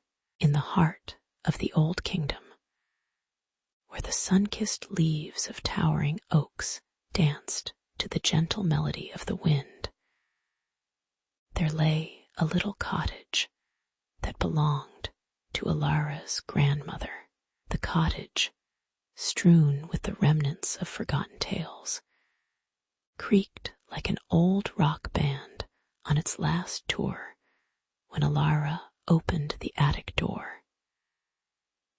Dust motes pirouetted in the shafts of sunlight, revealing the treasures hidden away. It was here that she stumbled upon an ancient map, yellowed with age and frayed around the edges, like an old sock that had survived many a laundry day. No way this isn't a treasure map to some glorious adventure, Alara mused, a glint of mischief in her eyes as visions of magical beasts pranced about like eager puppies in her mind. With a sardonic wink at the dusty old things, Alara tucked the map beneath her arm and bounded down the staircase, her mind racing faster than a hamster in a wheel. This wasn't just ink on parchment. It seemed to pulse with energy, the kind that stirred excitement in the pit of her stomach. Guided by the lure of fantastical creatures spoken of in whispers and warning tones, she felt a tug, as if the forest itself was beckoning her, like a Netflix series waiting to binge. And who could resist the excitement of saving magical beings on the brink of extinction? Certainly not a girl with a talking fox, as she would soon discover. Fen, the fox with a coat like burnished copper under the afternoon sun, was not just any companion. He possessed an arsenal of wisecracks that rivaled stand-up comedians, and a penchant for the dramatic. When Alara declared her intention to venture into the enchanted forest, Fen quirked an eyebrow, which looked ludicrously cute on his fluffy face. Ah, the enchanted forest, full of wonders and dangers, like a theme park run by gnomes with questionable safety standards. He quipped, his voice dripping with mock seriousness. With a roll of her eyes and a heart full of determination, Alara felt ready for anything, even if that anything included mischievous gnomes or overly dramatic talking squirrels. As they stepped into the emerald embrace of the forest, the world transformed into a living tapestry. Alara inhaled deeply the rich, earthy scent of moss, and the sharp citrus notes of wild oranges intermixed in the air, creating a fragrant invitation. Every sound teased at her senses. The rustle of leaves sounded like secret conversations, and a distant croak from a tree frog seemed like the forest's comedic intermission. The sunlight filtered through the canopy above, casting playful shadows that danced with an energy all their own. If this place were a movie, it'd definitely be a fantasy blockbuster, limited popcorn, but endless imagination. Fen chimed in, always ready to lighten the mood, but adventure comes at a price. And as they forged deeper into the enchanted forest, the whimsical air grew thick with mystery and a hint of peril. Alara's heart raced. She could almost hear the drum roll of destiny in her ears. She wasn't just there to sniff flowers and take selfies with unicorns. She had a purpose. Along the winding trails, where the grass felt like velvet underfoot and shades of color popped like a painter's palette gone wild, lay the cryptic markers of the creatures she sought to save. She and Fen, with courage stitched into their very fabric, were about to unravel secrets buried deep, like Easter eggs of ancient magic, waiting for the right adventurer to find them. As Alara and Fen strode deeper into the enchanted forest, the light dimmed, swallowed by the thick canopy of ancient trees. The air buzzed with the scent of damp earth and blooming wildflowers, a fragrance so rich it felt almost magical. Fen, ever the practical one, muttered about the last time he trusted a forest, which landed him in a very awkward situation involving a gopher and a suspiciously friendly mushroom. The winding path they followed was dappled with shadows that danced like mischievous spirits, hinting at the secrets waiting to unfold. A sudden rustle made them jump, perhaps a mere rabbit, or perhaps something more sinister, lurking just out of sight, mocking their bravado. Their first trial came fast, materializing in the form of a wise old owl, whose eyes gleamed like two polished moons. Perched upon a gnarled branch, it hooted with an authority that would make even the toughest medieval knight quiver. To pass, you must answer my riddle, it declared, its feathers puffed up with self-importance. Alara, heart racing like a T-Rex on a caffeine fix, squared her shoulders and faced the challenge. It was her moment to shine or flounder spectacularly. The owl, slicker than a used car salesman, posed his riddle, and the forest fell silent, as if holding its breath in anticipation of their clever banter. As Alara seized the moment, her brow furrowed in concentration, the world around her blurring out of focus. She could feel the eyes of the forest creatures upon her, all silently rooting for her triumph over this feathery adversary. Time ticked slowly, stretching like an elastic band under the weight of her thoughts. With a triumphant smile, she delivered her answer, equal parts confidence and sheer luck. Like a contestant on a cheap game show, the owl blinked, momentarily stunned, before letting out a squawk that could only be described as a mixture of defeat and begrudging admiration, granting her passage deeper into the heart of the forest. But victory was short-lived.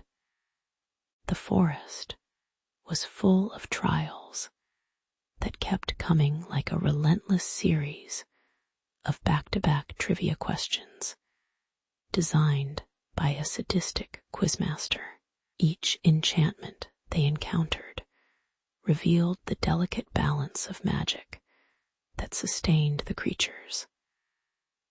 A tapestry woven with threads of generosity and caution. Alara learned quickly that magic was not just about flashy spells and glamorous creatures. It was the blend of respect and responsibility. The atmosphere thickened as a chill crept in, carrying whispers of a dark sorcerer who prowled the realm, hungry for that very power the elders safeguarded. If they didn't tread carefully, the same magic nourishing the forest could easily bring about their undoing, turning them away from saviors into unwitting puppets of destruction. With each challenge faced, Alara felt the weight of destiny pressing against her shoulders like an overbearing uncle at a family reunion. Time and again, she and Fen would share glances that said more than words ever could, a blend of fear, determination, and two friends clinging to hope in a world where trouble lurked behind every gnarly twist of vine. The echoes of their laughter mingled with the occasional eerie rustle of leaves, as if the forest itself was chuckling at their bravery.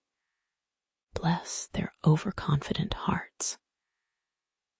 Every step further into the unknown felt like a chapter unwritten, an adventure waiting to be claimed, where both glory and disaster stood just at the edge of the shadows. Together, they tightened their grips on courage, for they had come to discover that not just their own fates, but the fate of all magical creatures hung in the balance. As Alara and Fen trudged deeper into the forest, the air thickened with a sense of dread, coiling around them like smoke from a witch's cauldron. Shadows stretched ominously, flickering like the wails of a banshee as they pressed through the underbrush, each rustle in the foliage sending prickles down their spines. It felt as if the very trees breathed the name of the dark sorcerer, that sinister presence hanging overhead like a storm cloud, prepared to unleash its fury.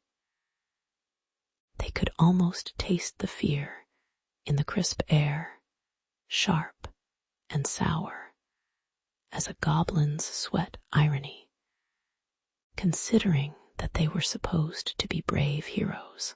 More than once, Alara nearly turned back, yearning for the safety of the sunlit meadows, where unicorns frolicked, and the worst danger was an overeager squirrel. But she steeled her heart.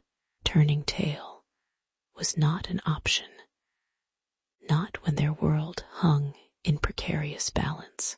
Just when shadows seemed to swallow them whole, they stumbled upon a clearing alive with vibrant beings. A majestic centaur, with a coat gleaming like polished mahogany, and eyes as wise as ancient stars, emerged from the thicket, interrupting their doom-laden thoughts. "Ah, young travelers," he bellowed, his voice an earthy rumble that made the leaves quiver. "You bear the weight of destiny on your shoulders." At his side fluttered a fiery phoenix, her feathers shimmering like molten gold, radiating warmth even in the cool air. With a flourish, she hopped closer, embers dancing off her wings, her laughter like the crackle of a campfire. As she spun tales of the dark sorcerer with a flair that would put even the most seasoned bard to shame, Elara felt a surge of hope flood her heart.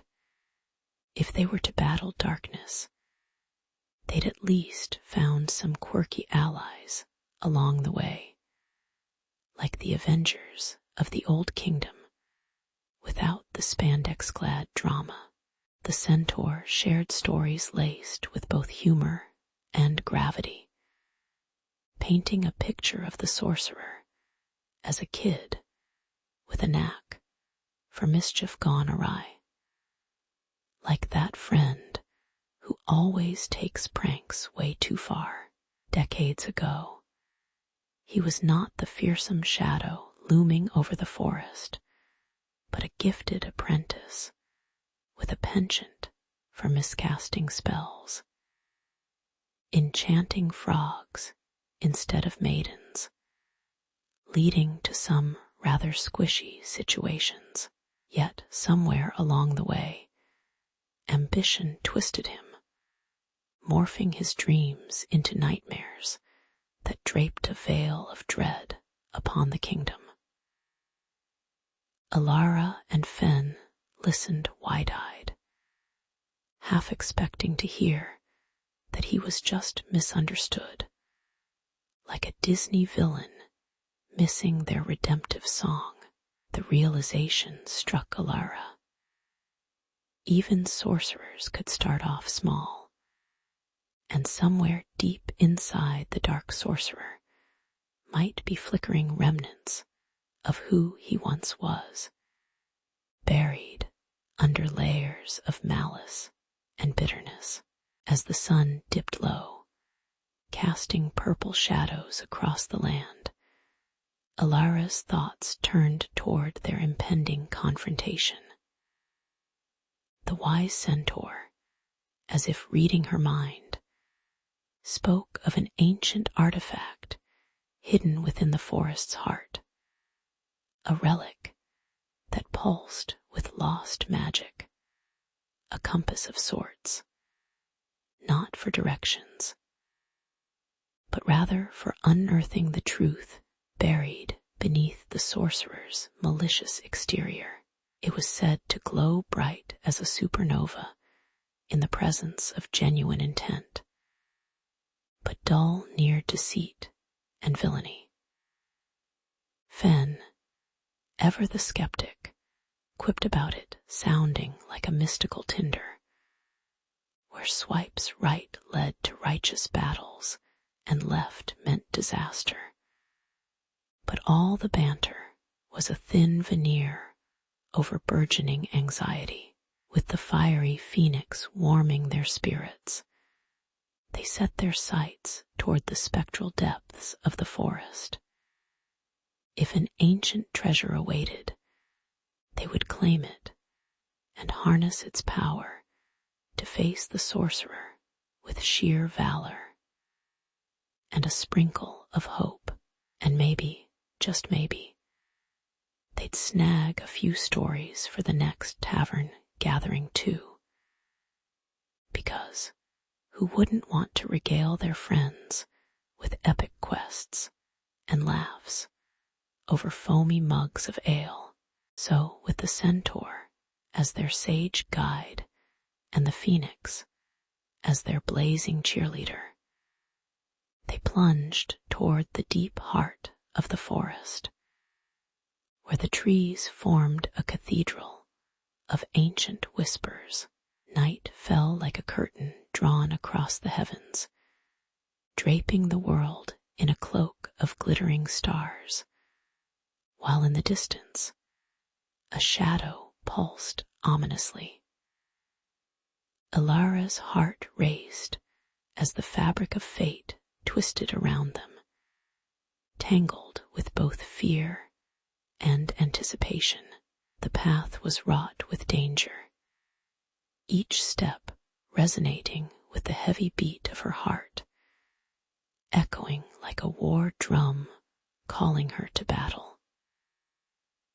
Just as the air thickened with denial and dread, the knowledge of the hidden artifact nestled somewhere beneath the fear somehow shone like a beacon on the horizon.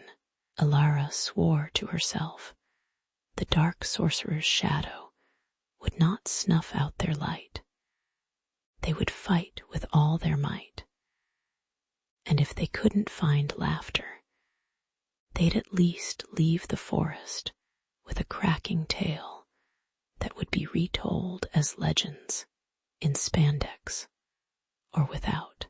As twilight cloaked the old kingdom in hues of purple and black, the air thickened with tension, a palpable symphony of rustling leaves and distant howls.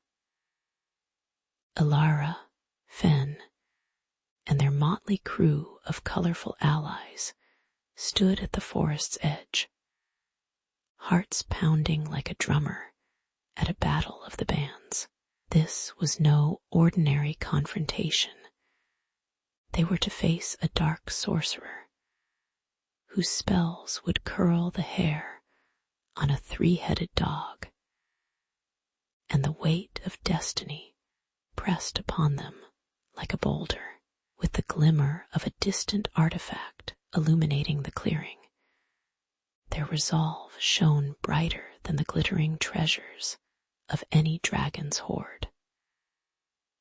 Ilara inhaled the earthy scent of damp moss, knowing that within this sacred grove not only had her ancestors walked, but unfathomable magic flowed through the roots and branches. As the sorcerer emerged, his cloak billowing like a dark storm cloud, he surveyed them with a smirk that could curdle milk. His voice rolled through the trees like a foghorn on a misty morning. Do you really think you can defeat me with your ragtag band of misfits? The air crackled with menace and a whiff of sulfur. It was like standing too close to a barbecue gone wrong. Ilara's grip on her staff tightened, a rush of determination shooting through her veins. In that moment, she could almost hear every magical creature of the forest whispering, urging her to tap into the might that slumbered within her. Remnants of ancestral power mingling with the life force of nature itself. With a battle cry that echoed through the canopy, they charged as one, a colorful tornado of magic and mayhem. Fen, brandishing a slingshot infused with enchanted pebbles, unleashed projectiles that sparkled like fireworks, surprising the sorcerer mid-spell. The forest responded in kind. Branches twisted, roots writhed, and the very air seemed to conspire against the malevolent sorcerer. Alara felt the wild energy of the trees surge through her, quickening her heart and heightening her senses. This was a dance, a furious, reckless waltz of spells and grit, filled with the intoxicating aroma of earth and freedom, mingled with the sharp scent of impending peril.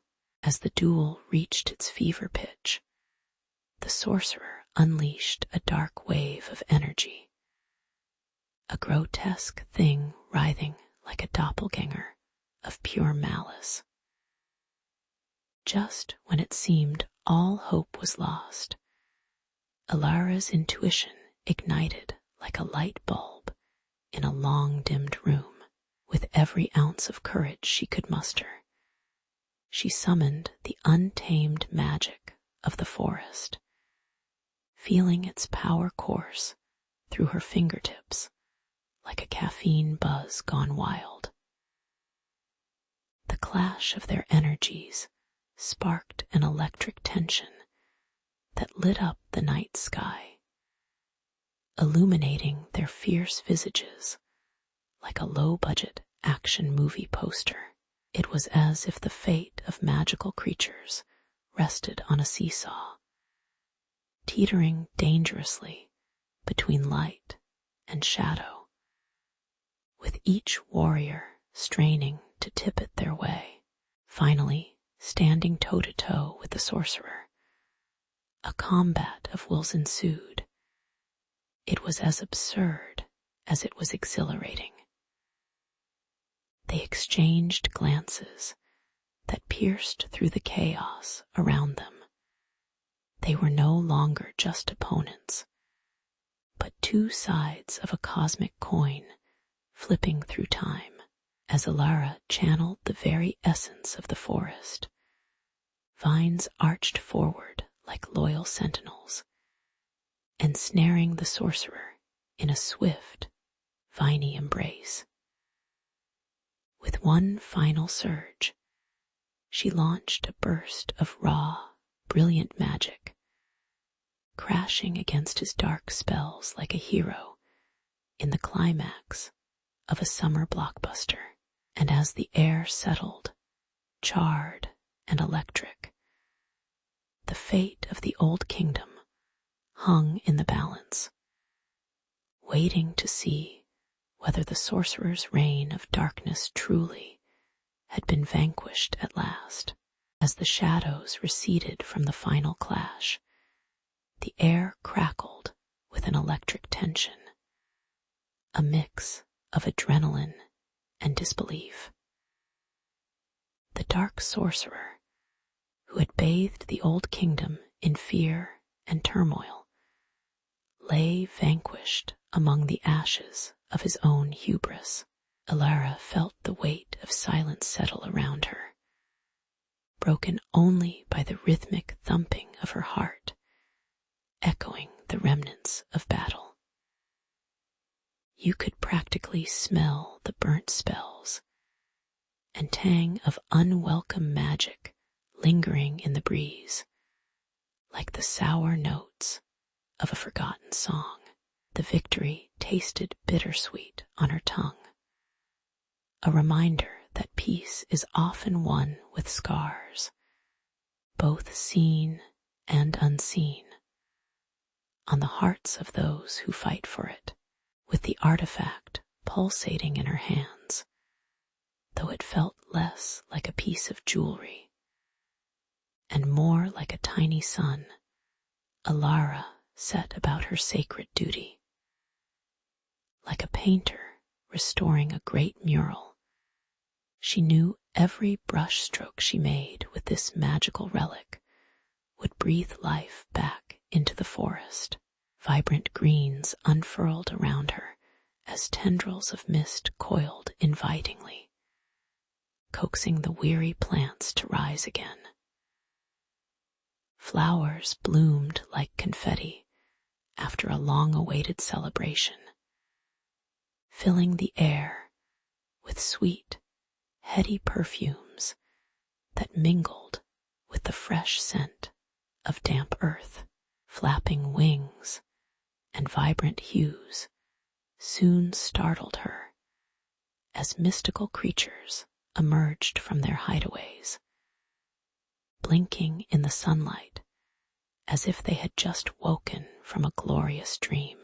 As she worked, Alara couldn't help but chuckle at the absurdity of it all.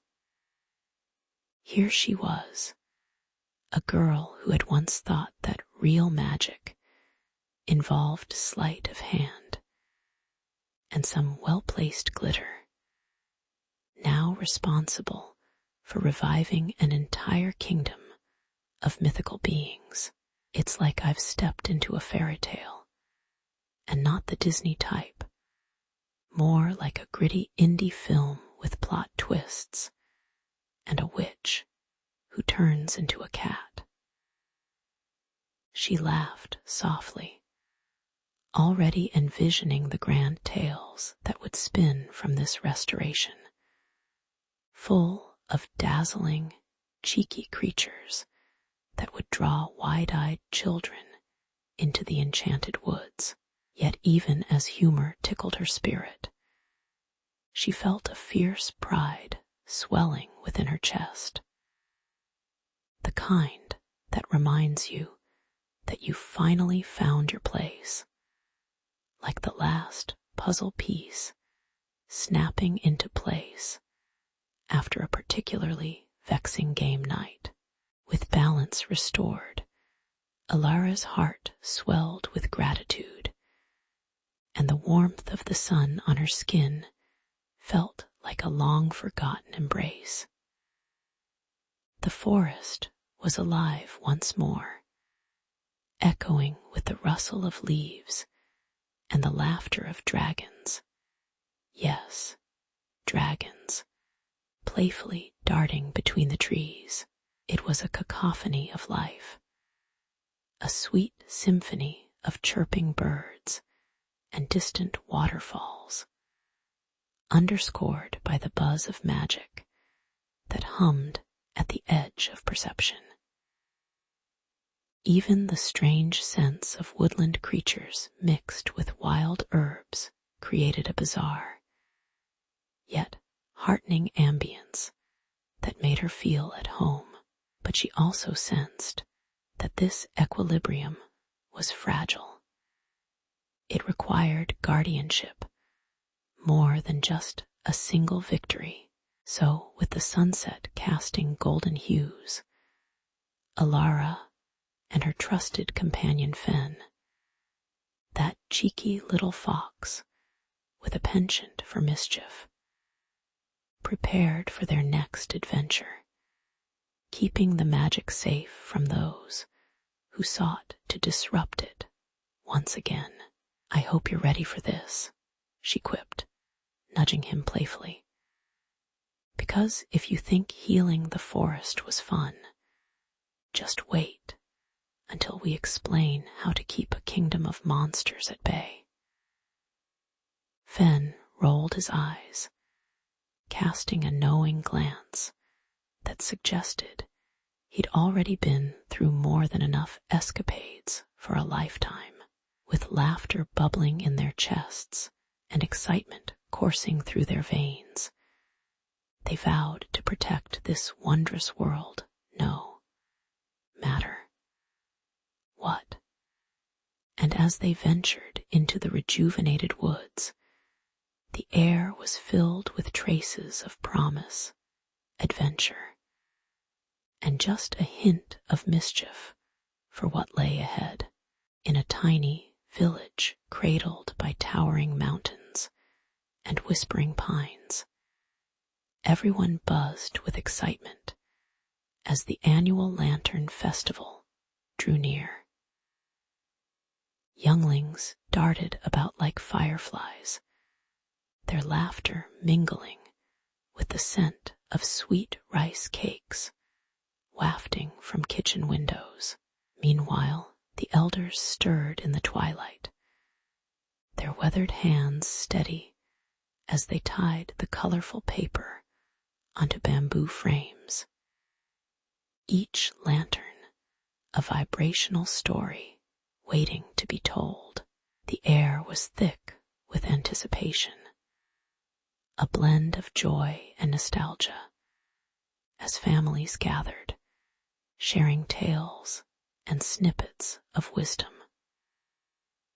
After weeks of preparation, the grand night promised to be a dazzling homage to legends woven deep in the village's heart. Much like your favorite binge watch that leaves you craving more episodes every week, our heroine Lion stood wide-eyed with wonder, her inquisitive spirit drawn to her grandmother's tales like a moth to the flame of a lantern. "But why do we make the lanterns, Grandma?" she asked, her voice piercing through the cozy hum of the crowd. With a twinkle in her eye, her grandmother began recounting the legend of the great dragon, a majestic creature who soared through the skies, guarding the village. The grandma's voice flowed like honey, rich and warm, bringing the dragon to life, a creature with scales that sparkled like the midnight stars, who unleashed thunderstorms to quell that pesky drought every few generations. Here was a story that circled around every hearth, connecting generations like a twinkling string of lights, illuminating the vast dark of their shared past. As Lion listened, the sweet smell of melting wax and paper echoed in the background, mixing with the abundant chatter that erupted from the crafting stations. Each lantern was a canvas, splashed with bold reds and vibrant yellows, as kids fought over the best brush or the last scrap of glitter in a near-twilight zone confrontation. Nearby, two boys squabbled over whose dragon painting would glow the brightest, while their determined little sisters added sparkles, convinced they had the magic touch. Lion giggled, realizing that beneath their artistic ambitions lay fierce sibling rivalries worthy of reality TV dramas, complete with eye rolls and exaggerated sighs. The craftsmanship that surrounded her was awe-inspiring. These lanterns looked prepared for anything, perhaps even a showdown with the great dragon himself. Night descended like a rich velvet drape, drenching the village in darkness, before igniting the vibrant lanterns like stars reborn. Lion's heart raced as flickering lights transformed her village into a mystical wonderland, swaying gently against the backdrop of the moon's soft glow. The community gathered outside, their faces illuminated by a kaleidoscope of colors, casting lively shadows that danced on the cobblestones. The lanterns bore tales, whispering secrets of past heroes and exploits into chilled wind that blew through like an excited gossip. As Lion beamed up at her grandmother, she felt like a character in a Disney movie, wrapped in a warm embrace of love and adventure, holding her destiny like a glowing lantern. As stories unfolded through the night, the villagers launched their lanterns into the sky, letting them soar like hopes and dreams, each flicker carrying whispers of the past into the vast unknown. With with a gentle tug at her heart, Lion watched as the lanterns bobbed higher, casting a soft light on the world below, and reminding her that these ancient stories were more than just fables. They were life itself. The great dragon wasn't just a legend. His spirit thrived in each glowing lantern, sparking courage and keeping memories alive. The festival became a floating gallery of dreams, where laughter, warmth, and clinking cups of steaming tea masterfully blended, reminding everyone that while hardships might come, their stories and the lights that preserved them would always shine through the darkness. And as Lion felt the cool breeze kiss her skin, she knew in her adventurous heart that tonight, like the best plot twist, was only the beginning of a tale she'd carry for a lifetime. As the crescent moon hung low in the star-speckled sky, casting a silver glow upon the village, a shiver of dread seeped into the hearts of the townsfolk. Shadows danced like nervous phantoms across the rooftops, whispering secrets of an impending threat. The Lantern Festival, a vibrant celebration of light that held the stories of generations, was now overshadowed by the chilling rumor of a band of audacious thieves. These ruffians, it was said, had one goal in mind: to snuff out the glow of the lanterns and bask in the delicious darkness that would follow.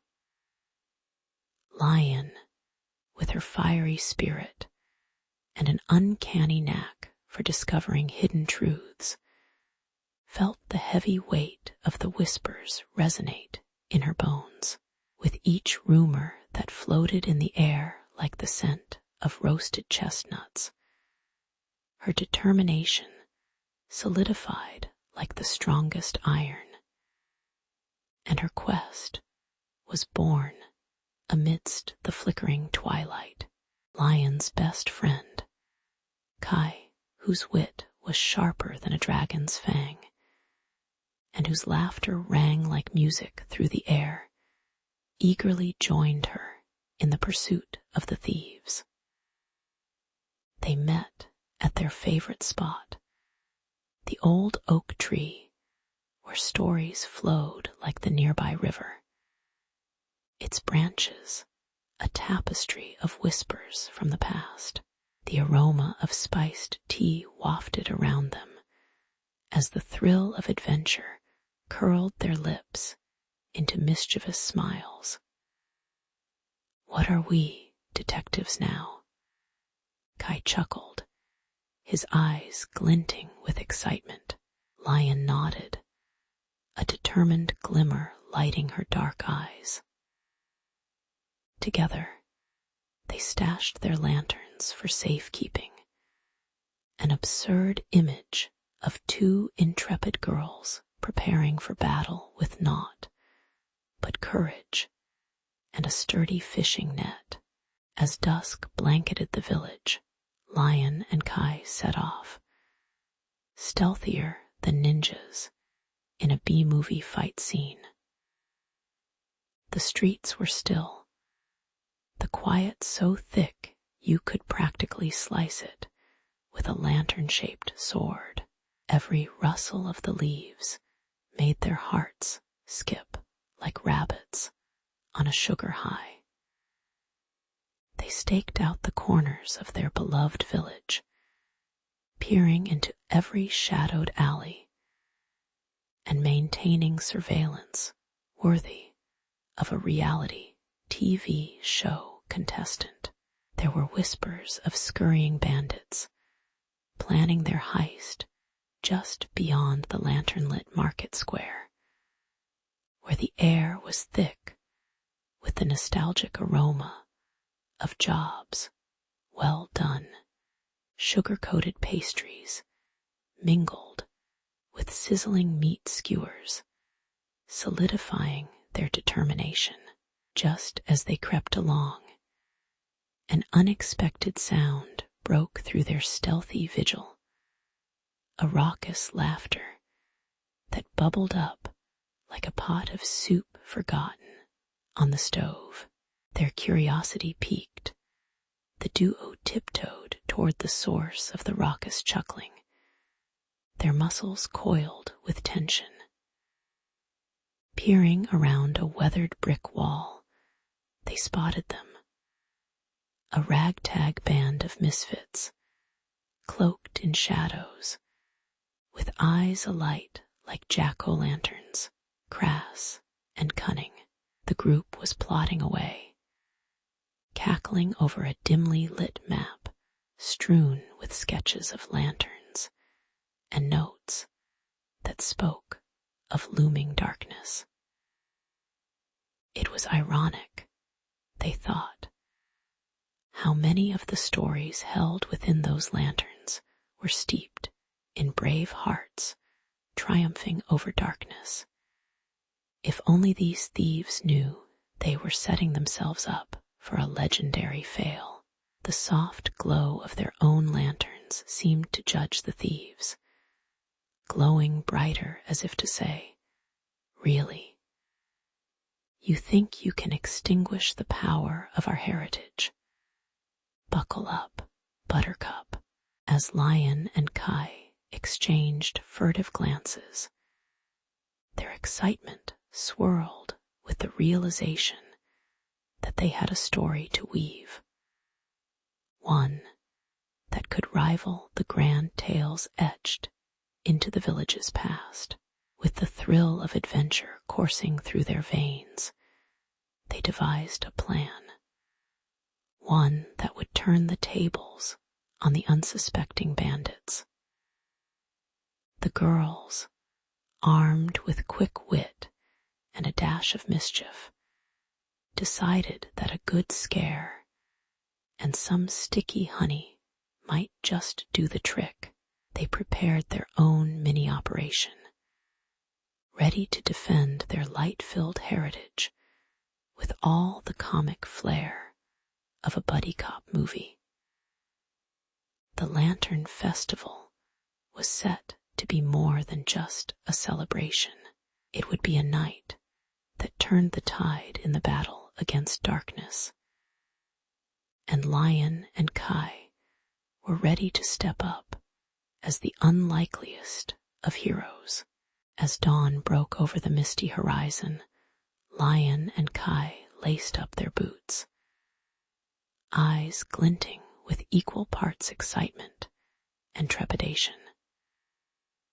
They stood at the edge of the foreboding forest, the air thick with the earthy scent of damp foliage and the distant rustle of unseen creatures. It smells like adventure and a hint of that delicious sesame oil you love, Lion joked, forcing a smile despite the knot in her stomach. Trees twisted like ancient guardians, their gnarled branches intertwining above to form a dark, leafy ceiling, casting eerie shadows that danced at their feet. With each step into the wooded abyss, an uneasy chill wrapped around them, whispering secrets of the thieves rumored to lurk within, eyes gleaming like black pearls in the dark. The path soon turned treacherous, a mishmash of rocks and roots, eager to trip the unwary. Kai stumbled, cursing as he glared at a particularly nasty root that had conspired to bring him down. "I swear these roots are like ninjas, silent but deadly," he muttered, shaking off a layer of dirt like a disgruntled cat. every carefully placed footfall, they heard the symphony of the forest, the rustling of leaves, the screech of distant creatures, and the ominous growl of something lurking just beyond their sight. A fleeting glimpse of fur and fang sent their hearts racing, but they pressed on, driven by the need to uncover the darkness threatening their village's spirit. Deeper in the forest, they stumbled upon a clearing illuminated by the soft glow of moonlight, where a wise old owl perched regally atop a moss-covered boulder. Its feathers fluffed like an oversized feather duster. It blinked down at them with eyes that seemed to hold the wisdom of centuries. Hoot, hoot, you seek the thieves, do you? It croaked with a raspy voice rich enough to be mistaken for a wise old sage in a kung fu film. Lion bowed slightly awed, while Kai could only fidget nervously, wondering if owls even took requests. The owl shared cryptic clues, hinting at a fiendish plot to snuff out the festival's ancient lights. A sinister scheme to capture the village's spirit and drown it in shadow. Armed with newfound knowledge and a sense of urgency, Lion and Kai reluctantly left behind the owl's knowledgeable presence. Hearts pounding faster than a drum solo in a rock concert, they traversed ravines and breezed past rotting stumps, adrenaline coursing through their veins like a wild roller coaster ride, but not one that stopped for bathroom breaks. The forest's haunting beauty contrasted sharply with their growing anxiety. Vibrant blooms erupted in colors so bright they could make a rainbow jealous. But danger lurked around every corner, as if the trees themselves were conspiring against them.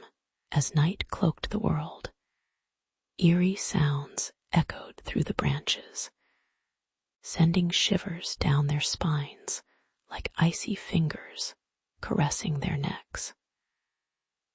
Determination surged through them, fueling their quest like the flicker of a lone lantern amid encroaching darkness. At last, they stumbled upon a hidden thicket where shadows shifted and flickered, a firefly ballet rehearsing for an opening night they would likely miss. They paused, hearts in sync, as Lion whispered, "This is it, Kai. The lanterns are close. I can feel it in my bones and my stomach, which is really urging me for dumplings right now." With a shared grin, they pressed deeper into the underbrush, where the air thickened with the tension of untold stories waiting to unfold. The rustling leaves seemed to laugh at their audacity, as if to say, "You really think you can outsmart the darkness?" But Lion and Kai, fueled by their shared spirit and the legacy of their ancestors, were ready to face whatever awaited them, eager to reclaim their village's soul, one lantern at a time. The night of the Lantern Festival bloomed like a vibrant flower, with lanterns swaying gently in the cool evening breeze, each one telling a story as bright as the stars above. Lion stood beside Kai, his heart racing like a dragonfly caught in a summer storm. As the fragrant aroma of roasted chestnuts and sweet rice cakes filled the air, children giggled, their laughter ringing like silver bells, while the festival's music danced through the streets, celebrating heritage and history. But beneath the colorful cascade of lights, shadows lurked, thieves plotting with the stealth of ninjas, ready to snatch the very magic that kept the stories alive. As the skies illuminated, a thin veil of tension cloaked the festivities, marking the beginning of a night unlike any other. And then it happened. The thieves struck like a bolt of lightning that was no joke. Led by a rogue with a grin as sly as a fox, they lunged at the cluster of lanterns, eyes glinting with greed. But Lion and Kai were ready, emboldened by the tales painted on their lanterns, stories of heroes who faced darkness with cunning and courage. "We can't let them ruin this night," Lion shouted, his voice cutting through the chaos like a blade.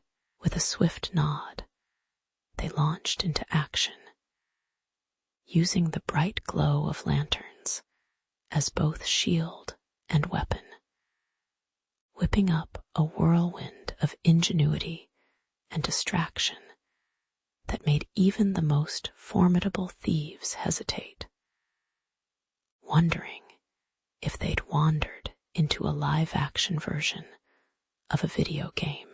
The clash was like a scene from an epic saga, with lanterns swirling like colorful battle flags in the moonlight. Bright oranges, soft blues, and deep reds glared defiantly at the creeping darkness of the thieves. Kai, quick as a flash, flung a lantern into the air. It burst open like a piñata, scattering light and confetti everywhere. The thieves stumbled back, eyes wide, momentarily blinded as Lion seized the opportunity, darting forward like a well-aimed arrow. It was pure chaos, with the smell of smoke and burning incense mixing in the air. But amidst the absurdity, laughter bubbled up from the gathered villagers, a hopeful sound that no amount of thievery could snuff out. As the ruckus continued, unity surged through the crowds like a wave crashing on the shore. Villagers armed with their own lanterns joined the fray, their faces aglow not just with light, but with determination. The stories illuminated in the lanterns became their battle cries. They charged forward, invoking the spirit of legends from ages past, heroes who had once stood against insurmountable odds. Lion and Kai found themselves bolstered, like unexpected sidekicks in the biggest movie of the year. Each bombastic moment filled with enough heart to make even the gruffest villain reconsider their life choices. With each prance of the lanterns, the glow spread, forcing the thieves to retreat, caught between their greed and the unbreakable bond of the community around them. At long last, the thieves, realizing they were like small fish in a vast, swirling sea of light, fled into the night, leaving behind the very shadows they had once commanded. cheering erupted, echoing through the festival like the final scene of a blockbuster movie where good triumphs over evil. Lanterns swayed once more, not just as symbols of light, but as keepers of stories that would live on in the hearts of the villagers. Fireworks erupted in jubilant bursts, painting the sky in dazzling colors, a reminder of how unity could illuminate even the darkest of nights. And at the center of it all stood Lion and Kai, heroes of the evening, grinning with that glorious sense of adventure that honestly should probably come with a warning label. It might be addictive. As the last flicker of struggle faded into the shadows, the village pulsed with excitement. Lanterns glowed like tiny suns against the night, bathing cobblestone streets in warm, golden light. The air vibrated with laughter, and the clinking of cups filled with steaming tea, while savory scents wafted from modest stalls, selling everything from dumplings to sweet rice cakes. Children darted between merrymakers, their laughter mingling with the sweet songs of old, echoing tales of brave ancestors. Because who doesn't love a good hero's journey? Especially when there's free food involved. This night was not just a festival, but a spirited revival of a community that had once been shrouded in fear, now blooming like a flower in springtime, with stories ready to burst forth like fireworks in the night sky. Amidst this buzzing atmosphere, Lion's grandmother beckoned the young ones closer, her eyes twinkling like the stars overhead. "Gather round, dear hearts," she said, her voice a warm embrace. "Let me tell you the tale of how this very lantern saved your great-grandfather from a band of extremely unsavory thieves." The kids leaned in, spellbound, as she described how the light of the lantern guided brave souls through thick fog, rendering villains as blind as bats, minus the echolocation. Each flicker of flame became a beacon of hope, a visual reminder that even the darkest nights could be conquered, all thanks to a bit of light and an old woman's storytelling prowess. They hung on her every word, recognizing the weight of her tales intertwined with their heritage. Ancestors dancing in the shadows, waiting to be remembered. With each story, the air thickened with the bittersweet aroma of nostalgia, like Grandma's famous apple pie cooling on the windowsill.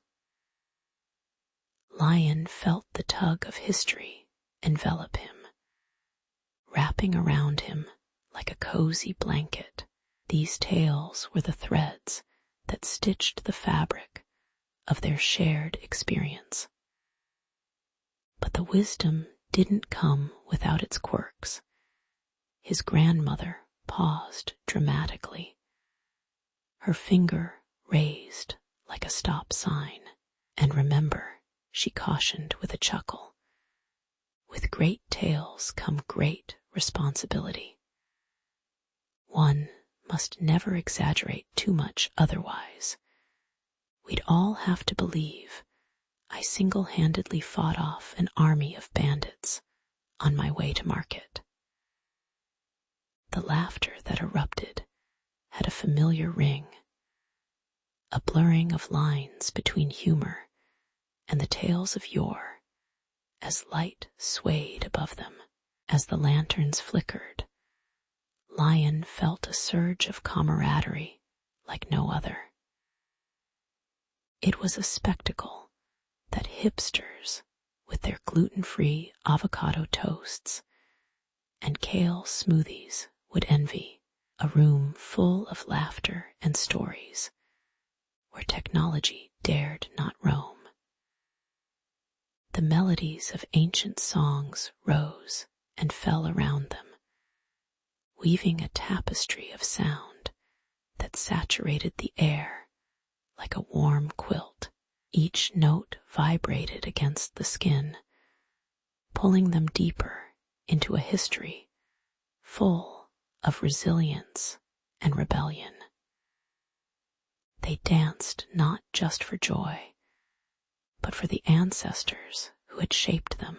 It was a celebration of life, a tribute to the ghosts of their past, who had once lit the way with candles just as bright, and probably just as messy when it came to lighting them. Let's be real, the Lantern Festival had transformed from a simple night of merriment into an electrifying celebration of legacy. Each light bobbling in the night sky embodied stories yearning to be told, echoing the laughter and tears of generations. The festival, once a humble village event, now radiated with the strength of unity and the unmistakable thread of culture, like the infamous Spice Girls coming together for a reunion tour. The gentle glow of each lantern became a symbol, a reminder that while time pushed on, the tales of bravery and wisdom would not fade into obscurity. With every flickering light, the village silently vowed to nurture their stories, to keep the flame alive, not just for them, but for those yet to come, illuminating paths hidden in the shadows.